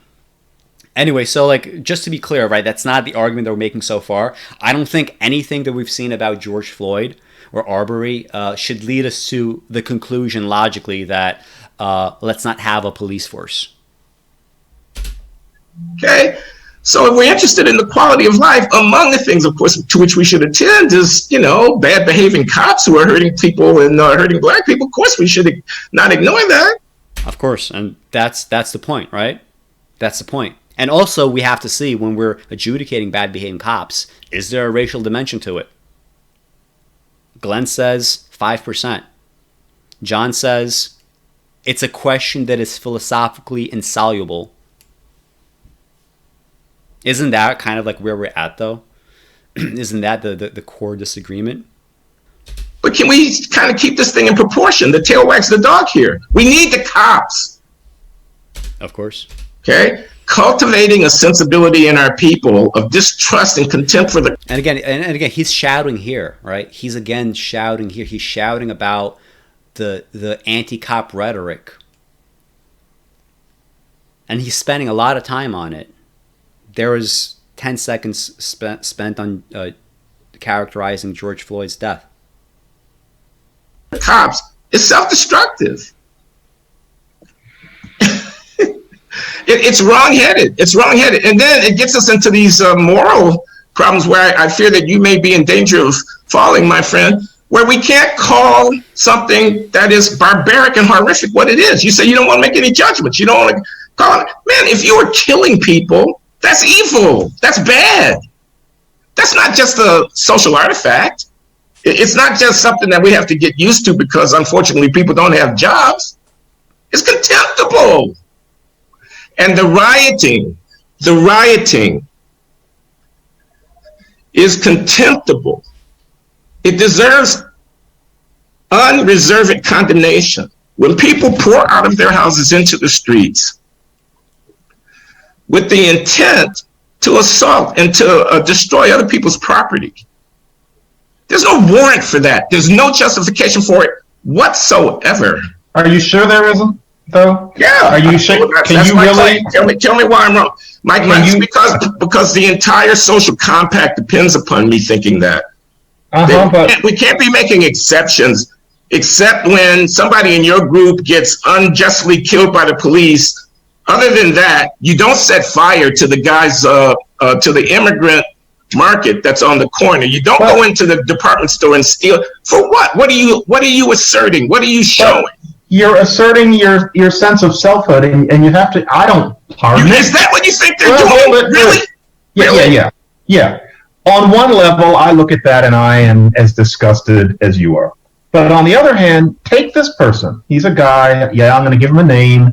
Let's call him Omar. That's a little old-fashioned now, but Omar. Omar is about 26 years old. He grew up in the ghetto. He's only known other Omars. And, the generation a little older than him, half of them have gone to prison.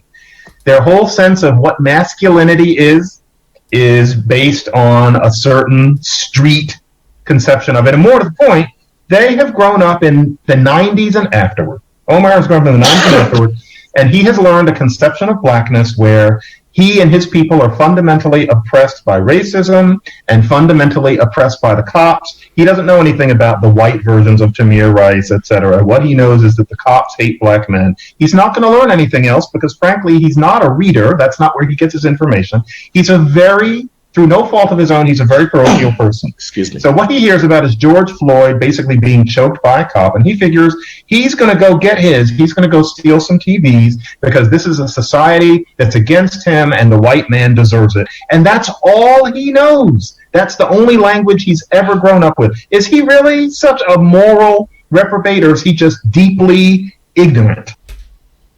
I found this also very telling, very interesting to think about. Again, I've seen this video a couple times now. This whole thing, it honestly struck me like a Rube Goldberg machine, where you start here, you take your little car into the cup, you fall down, you don't fall down too hard because there's a string attached to some water. You fall through here, you think you're going to go off the cliff, but no, through the box here into this cup that ends with the goalpost of the white man deserves it. So let's just go through this thing piece by piece. He introduces an archetype. Like, he feels the need to introduce an archetype named Omar to explain looting, right? To explain maybe a riot more broadly. Let's call him Omar. He's about 26 years old, grew up in the ghetto. He's only known other Omars. A bunch of description about who he is, where he is. Generalized enough that maybe there's nothing to disagree with. The generation older than him, half of them have gone to prison. Okay. Their whole sense of masculinity is a street conception of it. Okay. Omar grows up in the 90s and 2000s and thinks he and his people are fundamentally oppressed by racism and by the cops. He's not going to learn anything else because he's not a reader, and that's not where he gets his information.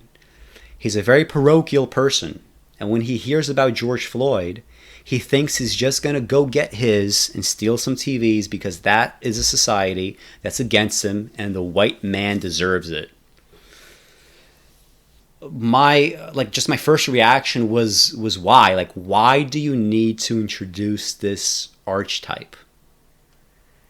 And why does it need to be so weirdly specific? Like, you grew up in the 90s and 2000s. You're being spoon-fed this narrative that you, in fact, should not believe, but you believe it anyway. Here's your age. You're not so young that you're going to go out and murder somebody because you're so hot-headed, but you're not so old that you're going to, turn away from crime. You keep responding to society as this thing that's against you, and you keep saying, everybody's against me, everybody's against me. There's a riot in my neighborhood, and now I'm going to go steal a TV. And like, why is any of this necessary? It's not necessary for McWhorter's kind of like broader argument, I don't think. It's not necessary for his objection to Glenn. When Glenn starts discussing the riots in moral terms, which again, it's not totally wrong thing to do, but it's a very limited utility. He doesn't need all this background information, all this context for formulating his objection. The only reason he has all this information here, this narrative, archetype of the things that he's generally been, interested in propagating himself. He has it for one reason only, and that is to propagate that point of view. But let's remember the question that John is trying to answer. John is trying to show us what a looter might look like. So he presents us this description, right? He presents us this archetype. And it's not so much that I don't think that Omars exist. I think Omars do exist. Omars have existed, and they will continue to exist. I'm sure that's a possible profile for a looter. But the question that I would ask is, why is this profile, this Omar, given preferential treatment? There's no reason to think that Omar is any more likely of a representation of a typical looter, if there is such a thing as a typical looter, than any other example. I can imagine a poor mother participating in looting. I can imagine a gang of kids participating in looting. I can imagine white people looting during Katrina. I can imagine white people looting during the Civil War. But why is Omar the default? If I'm asked to describe a looter profile, first I'd say, okay, that's kind of a weird request, but let me try. And then I'll come up with a very brief checklist, just 2 questions. Number 1, do you personally have a propensity for criminal misconduct, yes or no? Number 2, do you currently live in a neighborhood that's experiencing a riot, yes or no? When either answer is no, you just can't be a looter, right? Like if you don't have the propensity for criminal misconduct, you can't be a looter. And if you're not in a place that is experiencing a riot, you have no avenue to just start looting. Right? But if both of those things are true, then you have a reasonable route to be a looter. Right? You have both the personal willingness and you have that locational advantage to participate in that particular avenue of crime. If you're some random guy with an opportunity to steal a TV and get away with it, you'll do it, or many will do it. But if you're the CEO of a corporation with a personal criminal bent, why would you ever steal a TV? You just made like $10 million dumping mercury into the river without paying for illegal disposal. And is that on the news? But looting is more sexy, and it attracts more profile writers. And so Omar becomes the default, right? That's kind of predictable, I think. But this happens for ideological reasons, right? Let's not kid ourselves on that. It is happening for ideological reasons. John McWhorter, he needs the Rube Goldberg machine to end in the white man deserves it. He needs that to happen. So he constructs this machine with 1,000 moving parts just for this purpose. And he ends up engaging in the same kind of magical discourse that he rightly accuses modern racial discourse of perpetuating. Omars exist, right? Like, they do exist. And perhaps they exist in not insubstantial numbers. But you still don't need Omar to explain looting. You especially don't need Omar as a default.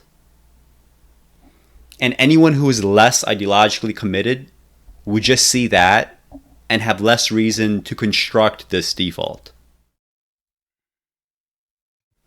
Through no fault of his own. I get it. I get Omar. I see it. I wouldn't have him in my house. But I can see where that would come from. I reject what you're saying. He's a moral reprobate. No, he's not, through no fault of his own. Are you kidding me? He has no agency over whether or not he becomes a thief. No, and he's ignorant.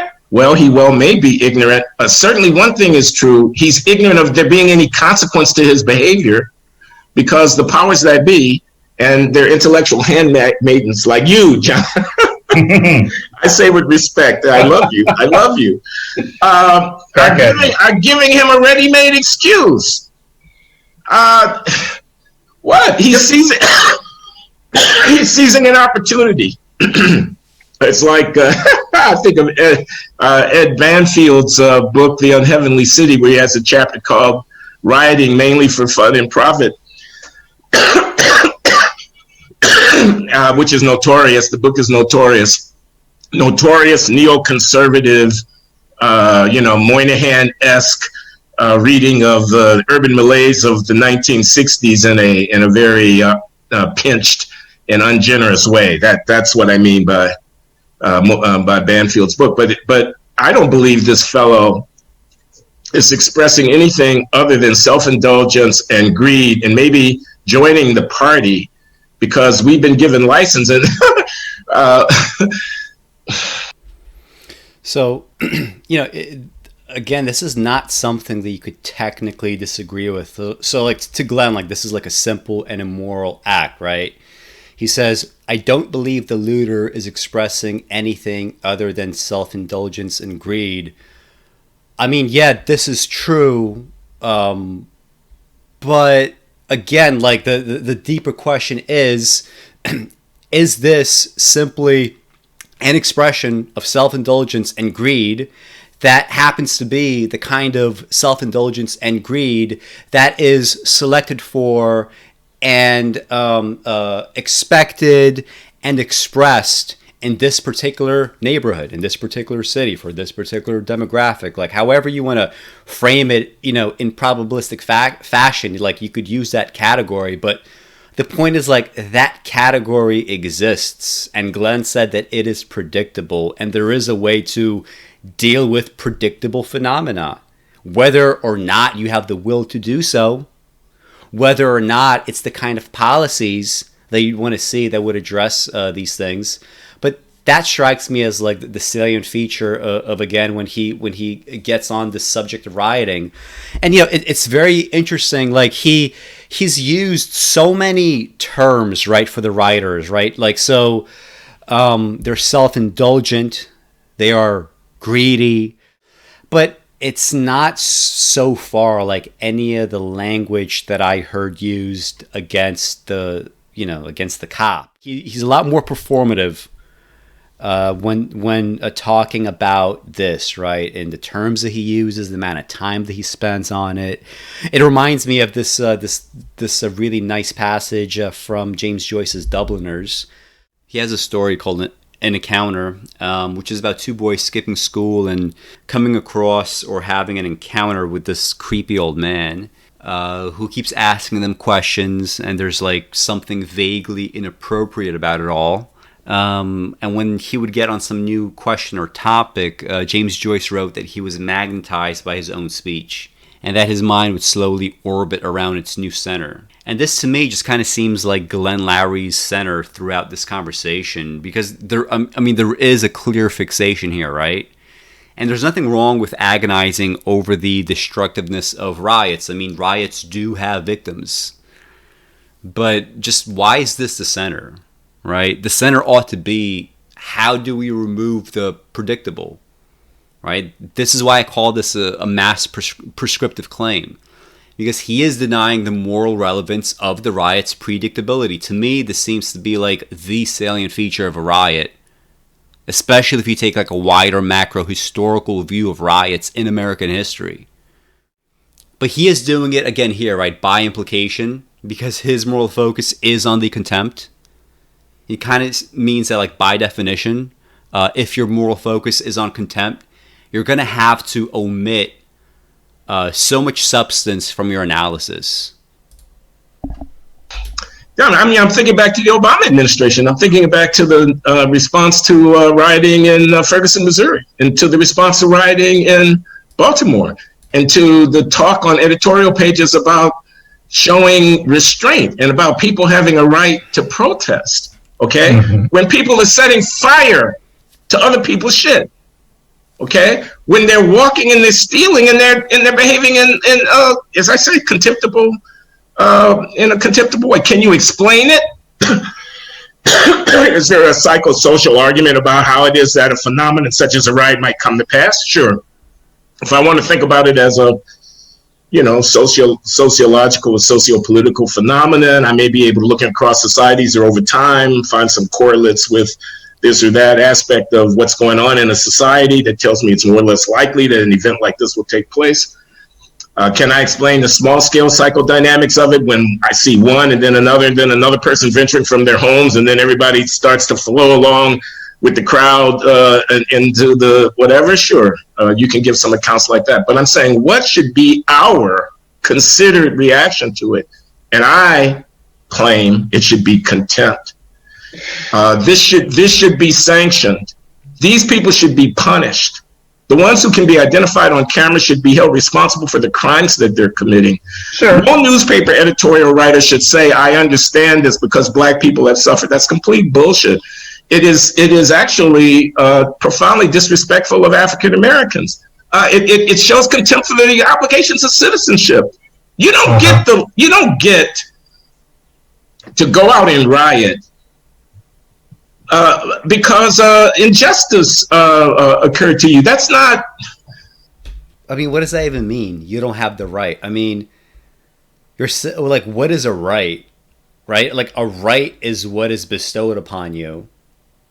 A right is something that happens. Like, if something happens over and over and over and over and over again, you know that in some way that thing is being sanctioned by the cosmos. If something keeps occurring again and again and again and again and again, the world has sanctioned it to occur. If riots keep happening again and again and again and again and again, and they have the same exact cause. So when you say that you don't get to go out and do that thing, what does that mean? You don't get to go out and do that thing that everybody else has done under similar circumstances for the last 10,000 years. What do you mean by you don't get to do that? It happens, right? It happens, and it's going to happen. Isn't that the relevant part of all this? It's happening. At a certain point, when you think about not philosophical inquiry, and you don't have these kind of strange philosophical conflations, and you put this in sociological terms, at a certain point, that philosophical is ought distinction. In sociology, it just completely collapses. Because suddenly you're dealing with human beings who are animals and have drives. And we could tweak certain things to make some drives win out over others. Ought becomes is, and is becomes ought. Everything starts to function at that level. It's just hard to understand what that means. What do you mean by you don't get to do that? It's happening. It is going to happen. Not everyone will participate, but this thing is happening. Well, let's believe me, there will be consequences of it. You don't think there's political reaction to this? You don't think that most Americans watching this come away from this less sympathetic to the people who are engaged in this behavior? You don't think they're not showing their asses when they behave like this, that they're behaving like, well, it's also, I can say with almost 100% certainty, going to lead to the kind of political reforms that other riots in the 60s and the 70s and the 80s and the 90s ultimately led us to. Of course, there were so many people that were sacrificed along the way. George Floyd is just like the latest sacrificial victim. Like, isn't that kind of how history moves? He's the latest sacrificial victim. And he didn't know that he was being sacrificed. Eric Garner didn't know that he was being sacrificed. That's not really how it works, right? Like, historically, you're not asked. Historically, most people who sacrifice themselves do not do so out of choices. But it's still disingenuous to say that, look, black people are out there showing their asses. I mean, yeah, I get it. Rioting and looting, that's not good publicity in general. I wouldn't characterize the publicity that the riots got as good. Like, looting is unpopular with the vast majority of people anywhere in the world, even in a neighborhood that's going through a riot. Perhaps especially in a neighborhood that's going through a riot. But if you characterize that only as black people are out there showing their asses and they're going to get criticized for it, what about the other half, which is these reforms will absolutely be enacted faster and faster, especially now? Isn't that also one of the endpoints of this rioting? So again, if you want to moralize about this point, it's fine. Again, riots do have victims. I concede that. But you can't have the victimization be the only endpoint if you are trying to turn riots into a moral argument. And that's the thing, like, not many people are turning the riots into a moral argument, although that argument is being had. But if you do choose to do that, you have to deal with both of the endpoints. Let's try this. I still cannot hate Omar because I do a mental exercise of imagining. I don't hate him, John. I can't condemn him. Okay. Is that another example of virtue signaling? I don't hate him. It's as if the lack of hatred is relevant. I can call you a reprobate and greedy and bad, but that's as far as I'll go. I can call the murder of Arbery a brouhaha, but that's as far as I'll go. I can focus all of my moral energies on the rioting at the exclusion of everything else, but that's as far as I'll go. I won't actually hate you. And doesn't that make you feel good? I can't because it's all he ever knew. We have to imagine what a small bubble Omar grew up in. But editorialists who come out and pardon this sort of thing, if that's the main point they're making, now here I am saying this, but I'm saying it within a much larger point. But I blame, this is going to sound like Heather McDonald with this idea of black leaders. She always writes as if they're these ministers like in 1930 who could kind of wave a magic wand. But it's the leaders are the issue. And these days, it's not the ministers. It's not some grand figure like A. Philip Randolph. Frankly, it's the people who speak and write. And nowadays, it's less the writing than the speaking. You can just see it on YouTube, what people say on TV. A lot of the writers are people we talk about. They end up creating something that trickles into the larger community as a mood, which is that it's okay to do things like that. But Glenn, I want you to really imagine, like one time I was spending some time in an inner city setting, and it was intimate time, and I'll just leave it there, but it was such that I was able to really listen to very uneducated people talking a lot, one of them in particular. And this was about 30 years ago. You got my attention, John. You ought to put it in the memoir. And she said, I don't know, does that rub you the wrong way in any way? To general approbation. They were talking about South Africa. This is how long ago it was. And she was saying, they're down there in South Africa, the Zulus and the Xhosas, and they have their societies, and then the white people come in and take them over in 10 minutes. Some black people must have let those people in. And everybody's, oh, yeah, snapping their fingers. That's not what happened in South Africa 300 years ago. Nobody let them in. But they've got this Judas notion, this notion of what the black conservative is. And this was long ago. I had no standing. They weren't performing for me. But, yeah, somebody must have let them in. No one here had any kind of education. No one here read the newspaper. This is the sort of thing they pass around. And they considered this, and I have full respect for them, but they considered this to all be a sophisticated discussion of what they were calling current events. I'm sure they learned that term in school. Current events. This was the insight. That's what we're talking about. And I'm not talking down these people, but that's how much they know. So imagine Omar. Omar comes from that. This is like we're gonna distill again. Back to Omar, right? Why does he need the archetype? He needs that archetype because here Omar can come back, and by doing so, everything else starts to lose a lot of its explanatory power, right? So like that's kind of the prescription. I'm not saying he's making any specific policy arguments here, but the prescription is let us now dismantle the causative ability of this older narrative.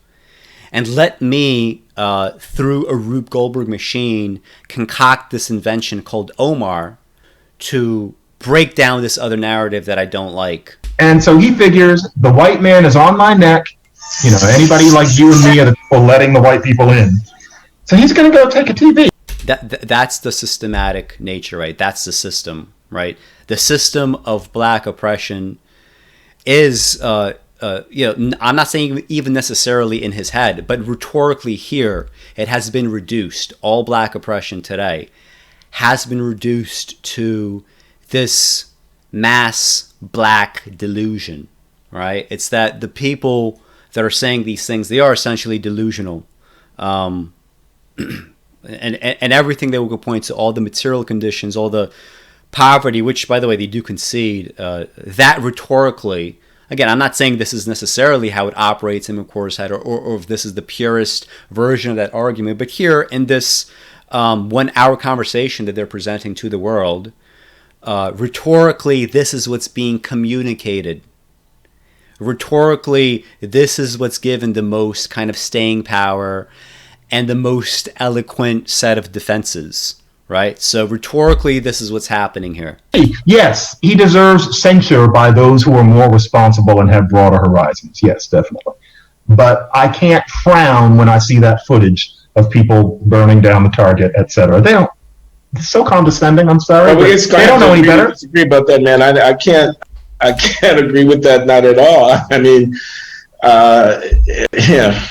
But I've said my piece, so let me not repeat myself. So what about I don't know, the fact that I feel burned on all these things, and that Trayvon Martin turned out to be completely different from what it was.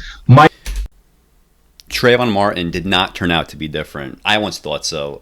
Then got into an argument about it with Dan Schneider, and he argued that no matter whose testimony you look at, I mean, Martin was profiled and he was hunted, right? It's not very different in that sense from the Arbery case. George Zimmerman, he saw Martin, and for whatever reason, he profiled him. Was it all race? Maybe, maybe not. But he did adjudicate that for whatever reason, he was a threat. Uniquely so, right? In a way that nobody else was a threat. That was the profile. He was enough of a threat to Zimmerman to go stalk him with a weapon. He was enough of a threat to Zimmerman that he refused to listen to the police instructions, which told him to stop following Martin. And so eventually Zimmerman was confronted by Trayvon Martin. Like Arbery, Trayvon Martin had every right to perceive Zimmerman as a threat.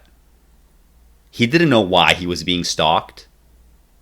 Arbery didn't know why he was being chased by 2 cars and a shotgun and another handgun and a revolver on top of that, right? So did Trayvon Martin have the right to defend himself? Because in 2013, all I heard was Zimmerman had that right to defend himself. And incidentally, you're also saying that Zimmerman had the right to make Trayvon Martin feel fearful. That Zimmerman had the right to present himself as a threat. And if Zimmerman had that right, because he was so plausibly fearful of Trayvon Martin, did Martin have the right to present himself as a threat? And this sounds like a silly question, but honestly, I do have to ask that question. Because Trayvon Martin was depicted for so long as a dangerous, street-fighting teenager, as if that posture of threat is necessarily unjustifiable, while Zimmerman's posture of threat was perfectly reasonable. But just think about how crazy it is to see someone that you don't recognize in the neighborhood, and you think that in and of itself is so threatening that it's reasonable to set off a chain of events in which you stalk some unarmed kid and ultimately shoot him. But because some guy who accused Michelle Obama of posing nude in a magazine that apparently didn't even exist at the time made a riveting documentary about Trayvon Martin and all these alleged new facts of the matter, that made John McWhorter feel burned by Trayvon Martin. He felt like Trayvon Martin somehow backstabbed him. But never again, right? Now we'll just forever keep our guard up. From most of these things is that unless it's really stark, like Walter Scott being shot in the back by a policeman when he's running away from the car, unless it's really stark, the real story is always completely different from what we're told. And so with Arbery, we don't really know yet. Even with Floyd, we don't know what went before. There's a lot of footage we haven't seen that the cops took themselves. So we have these conversations 2 minutes after it happened that often end up being worthless in terms of what's later revealed to be the case. And I wonder if that's what's going on with Arbery and or Floyd. I don't know, but there are things that it would be better if we knew before we pronounced upon. That's certainly true. I can't agree more with that. The pronunciations come way too quickly, and the facts often turn out to be different. Does anyone else find this incredible? Because this is incredible. They literally walk back every concession they make, and neither of them put up any kind of argument about this. And yet it's almost imperceptible. Like they're ashamed to actually spell it out. They first said what happened to George Floyd was obviously wrong, right? That America's policing is terrible. And they asked why the other officers didn't intervene, right? They were just standing around. Glenn Loury almost called it a murder back then. He said it might not be racial, but it was a wrongful killing, as caught on video. But then the two of them get so worked up talking about race and the state of magical thinking in modern racial discourse. They get so worked up about this that within 30 minutes of conversation, they're now wondering if George Floyd might have done something to deserve an extrajudicial execution. I mean, this literally happened. Throughout the course of 30 minutes, this happened. Am I being unfair? I kept hinting over and over again that this was the track we'd eventually go down on. And here we are. Think about how tribal and ideological you must be, that after 30 minutes of discussing some topic that triggers you, you go from saying a murder caught on video is a murder to trying to weasel your way out of this position while pretending you are the noble one for doing so. Then wrapping your own nobility in the blanket that you call the search for context clues. You think context clues can mitigate the officer's guilt in this situation? What kind of context clues do you think you can find? Does anyone think if he had resisted arrest 5 minutes before the camera rolled, we'd have some kind of mitigation of guilt? Because the footage goes on pretty long and he's not even moving. I think that's what's most relevant, right? What if he had resisted arrest the week before? Do you think this is some kind of trade and barter system where the cops can just go, hey, Arbery, you owe us one. You owe us an episode of police brutality because of that thing you did a week ago. I mean, this is just so childish. Do Glenn and John think Arbery was an Indian giver by resisting arrest at some unspecified time and then demanding to breathe at some other unspecified time? This can't be the argument, right? And I'm not being unfair. This really is incredible. They've literally walked everything back. There's no more virtue signaling. They're so driven by ideology that even when it asks them to sacrifice something totally unreasonable, they do it. They've literally sacrificed the idea that George Floyd was unjustly killed, and that we have enough apparent evidence to say so right now. Casting doubt on this being a racial killing was not the end goal here. Evidently, there was an even more grisly goal, I guess. And I guess that covers the first bullet point on the screen. I mean, these two are behaving like religious people. They are afflicted with magical discourse, just like their adversaries often are. They're doing the same exact thing. Honestly, I don't think we need to see the rest of their conversation. We've already gone on for over 2 hours, and I mean, you get the point, right? You get the point that I was trying to make all throughout the video. Just like John McWhorter is so dependent on a fictional character named Omar because the real-life examples that we do have are inconsistent with his preferred narrative. Just like Omar has to end with blame white people to satisfy John's own magical thinking, George Floyd has to go from a clearly unjustified killing and an obvious example of police abuse to, let's not jump to conclusions, guys, all in the span of 30 minutes. It really is incredible. What happened in those 30 minutes? I really want to know. Were they engaging in some kind of forensic analysis that we didn't know about? Did they receive some bit of news that we didn't, that changed their mind? They sacrificed George Floyd, but it's okay because they'll frame it as, we're just asking questions. So all of this brings us nicely to the next bullet point. So logic trees or decision trees, they're a concept from programming and machine learning in which yes or no to some binary choice leads to different possible outputs. And it's a very useful concept to apply to political discourse, especially in ideological scenarios like these. Because what I've noticed is people, they really do behave like computers much of the time. If they are part of a tribe, they end up arguing for and defending completely ridiculous and unnecessary positions. And this is a great example of this. Like, let's say that your belief about magical discourse in America means that you want to deny racism in the killing of George Floyd. Okay, fine, I guess.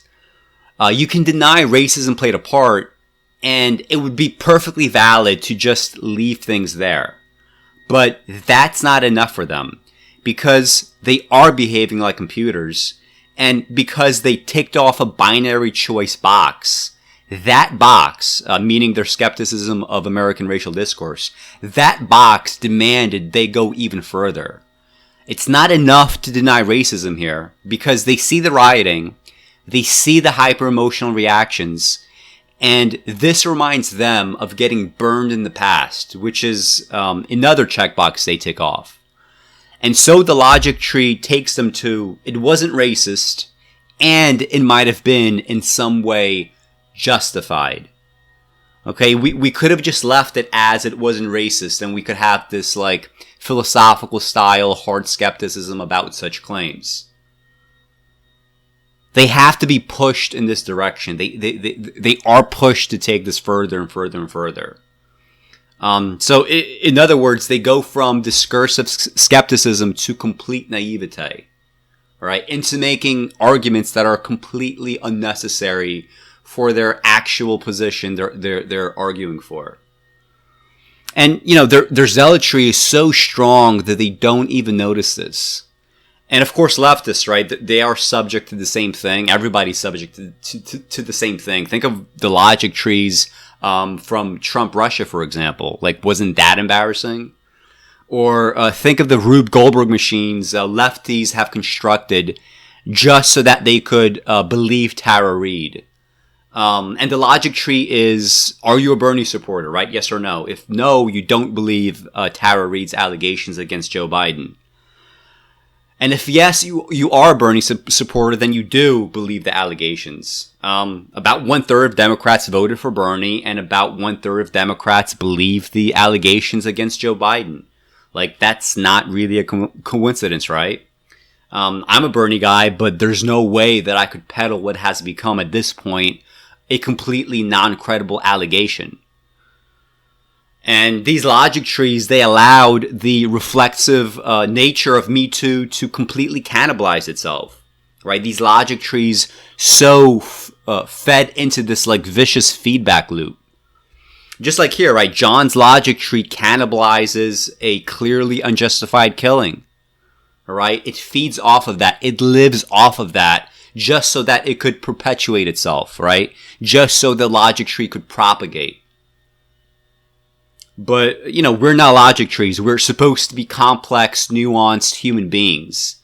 But because John has a few tick boxes that say nuance or complexity, he thinks he can just check them off in the abstract, as we have seen, right? These, like, you know, philosophically dense positions.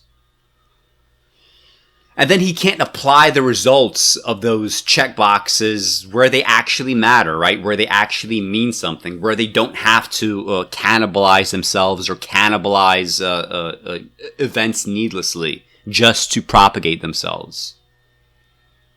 All right? So he can't apply those results to where they actually matter. And his tribe, his religion, it simply will not allow it. So I won't spend too much time on Glenn's audience, but, you know, it is important to mention this. Glenn has said in the past that he gets mighty uncomfortable with some of the comments under his videos. And he said that when he reads some of those comments, he thinks, you really think that I'm on your side?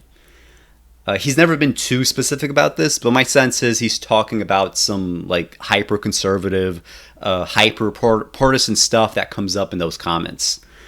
And my question is, why are those very weird people there? Why do they think that Glenn's rhetoric is really their rhetoric?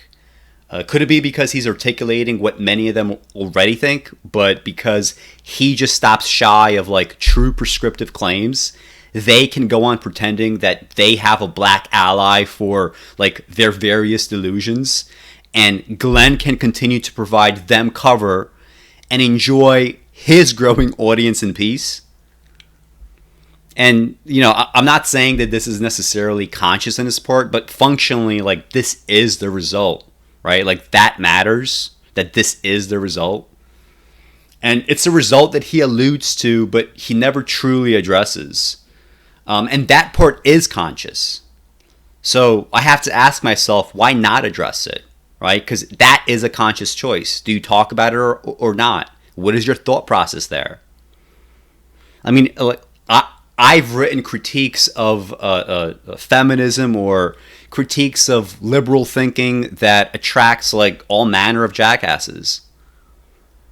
There are people out there who think that because I've pointed out some like sillier elements of modern feminism, they think that they could show up in my comment section and like push back against abortion rights. Or that it's perfectly okay to release their pent-up bitterness over women and their own lack of a sex life, as if I'm going to sympathize with these like self-destructive things. So, you know, I just tell them to fuck off, right? I used to be a Marxist, but when Marxists show up to argue, like for opening up labor camps, as one person said, you wish that I would be sent to a gulag somewhere. You know, I just tell them to fuck off. I'm not interested in cultivating that kind of audience. But just look at the comments under Glenn's tweet when he tweeted out this video. It's all a bunch of white people who just craved permission to say exactly what Glenn ended up saying. That George Floyd really might have been a totally justified killing, and that therefore the blacks are overreacting yet again. And, you know, is that really what Glenn meant throughout this video? And I don't know, but I'm just responding to Glenn's actual communicator words, right? I am responding to your signals, Glenn. The same signals your audience is responding to, which is the same audience you are eventually responsible for. So let's pretend like we do have some personal responsibility here. It doesn't just apply to looters or to people doing things beyond your realm of probable actions. It applies to your set of probable actions as well, such as uploading a YouTube video where you go from almost calling the death of George Floyd a murder to reneging on that entirely. Your audience is very happy about this. But why? And how does that possibly make you comfortable? Do you have any personal attachment to the things you are releasing into the world? Can you actually live with those things? Maybe I'm just saying this because I'm just projecting, but I have so much existential angst. I have so much self-respect as well as incredible amounts of self-loathing. I constantly fret about the decisions I've made or not made, things that I could have done better. So maybe it's because I see John and Glenn behaving like the weakest versions of myself, and I wish to just stomp it out. Because I can't imagine being okay with knowing how people use my rhetoric and not setting them straight. Like, is Glenn so sure that he won't be ashamed of this like 5 years from now or 10 or 20? Because we can already see that he's walked back on his own convictions. He knew George Floyd was murdered, but in the end, he couldn't live with that for whatever reason. But people think that they live forever and that there will always be a time in the abstract future in which you can be totally courageous and totally you, when you is nothing more than the sum of everything that you're doing right now. That's you. So is your audience, Glenn. That's you. But no one lives forever, right? And you're just wasting time wandering up and down these distant lands. That's a quote from Lao Tzu, by the way, and it's a good one. And we really do need to get this straight. This is a turning point. Policing laws will change all around the country now. And we'll see fewer needless deaths for both black and white people, right? But policing this country is a wider macro problem that involves everything from a poor culture of needless violence to just little to no accountability. But Rush Limbaugh said that he thought George Floyd was killed unjustifiably. Who cares if he's lying, right? This would have been impossible 10 years ago.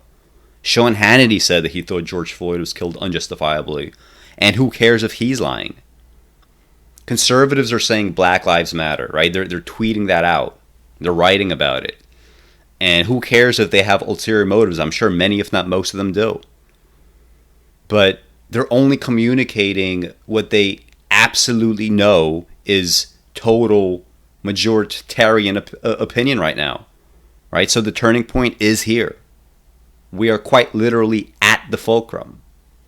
But John and Glenn are too lost in their own amplifications to see this. And they probably do sense it. And yet they have no way of really talking about it. And after I read the introduction to John McWhorter's All About the Beat, I now understand why he has no credible way of talking about it. So his introduction to the book says, what we can be hopeful about is that change will happen. Not rupture, but change. Slow but sure. Faster than just 15 years ago even, but overall slowly. Mesmerized by the idea that the only meaningful change in Black America will be abrupt, dramatic, and will leave Whitey with egg on his face, that is hip-hop erratic, we miss signs of real change right under our noses, unable to see that anything is going on worth our support and participation. And I actually do agree with at least the spirit of the quote, right? That liberals and progressives, they have made unbelievable progress very slowly throughout human history. Going back to Steven Pinker, we've reduced the murder rate in some nations by 1,000 times. Black people may face a lot of structural racism today, but they don't face Jim Crow. They don't face physical bondage. They don't face 1800 style lynchings by white mobs. So there is something to say for John's point that from a purely philosophical perspective, white people have cultivated enough plausible deniability that you can't ever say for certain that when they do profile young black men like Arbery, and even if they do hunt them down and kill them, race might not be the only part of this profile, right? So it may sound sick, but it's also signs of this underlying improvement. And if you do deny this, and you are a progressive who wants people to join your political movement, how can you ever convince people to join if you deny like your actual historical contributions to all sorts of cherished victories? So, you know, I get that point, right? Slow, steady, consistent victories, right? Liberals have been quite dense about them. But there's also another quote by Mark Twain: change happens little by little, then all of a sudden, right? Like, that's the other half of the equation. There is eventually going to be a rupture, even if on the way to this rupture, we have these countless individual instances of change. This means that John McWhorter, he has the statistical advantage of usually being right when these little changes come, but then he has the disadvantage of eventually being wrong when these little changes pile up and cause rupture, right, which he can't see. People are slowly, gradually debating, for example, the ethics of slavery, then oops, all of a sudden, civil war, right? Women are advocating universal suffrage, then oops, all of a sudden they can vote. And tons of people are out there arguing, come on guys, this is moving too fast. And, you know, like more examples, black people demand desegregation, and then oops, Brown versus Board of Ed, busing, white riots, black riots, terrorism, state terrorism, the Black Panthers emerge, MLK shot dead, right? That's rupture, right? If rupture means anything at all, those things were rupture, right? Like we're not at the end of history where ruptures will cease, right? Ruptures will continue. John says not rupture, but change, but it makes him unable to recognize the rupture when it does come.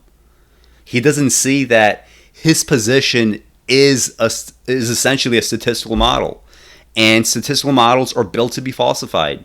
This is why the specifics of his quote feel so wrong now, right? They're just incorrect, right? He says that rupture won't actually leave Whitey with egg on his face, but that's exactly what happened, right, in the past, but it's what is happening right now. Like, do you think Rush Limbaugh saying Black Lives Matter, he doesn't have egg on his face, really? Do you think Sean Hannity defending George Floyd, he doesn't have egg on his face now? Do you think Trump doesn't have egg on his face?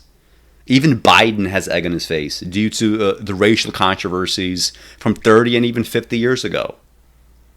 But John McWhorter also has egg on his face because he started this conversation as if George Floyd was killed unjustifiably.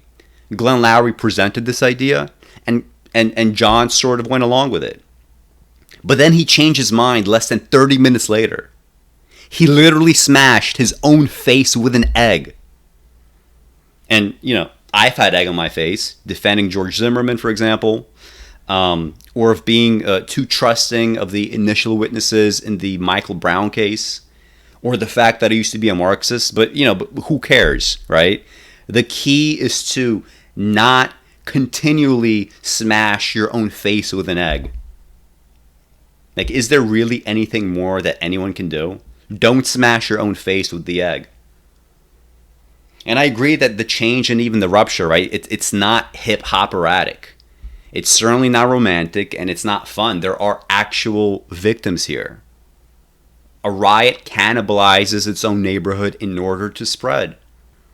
But let's not pretend that this week of rioting and this hopping on the BLM bandwagon and Trump quite literally gassing peaceful protesters for a propaganda photo op with a Bible, and military commanders dissenting and coming out in support of these protesters and acknowledging racial harms and saying that these are all examples of the misuse of force, whether it's use of the military or what's going on and has been going on with police, right? Let's not pretend that there's been no rupture just in the last 2 weeks alone.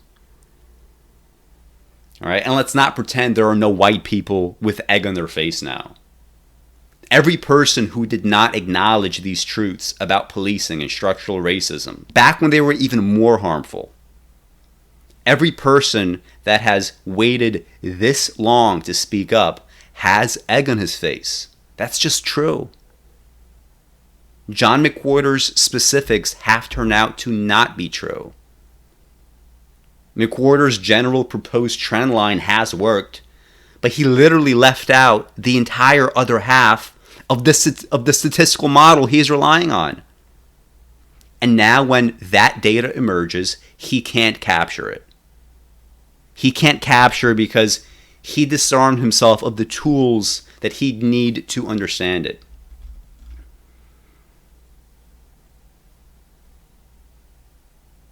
I mean, these 30 minutes of video from both of them, they're just an ad hoc fantasy.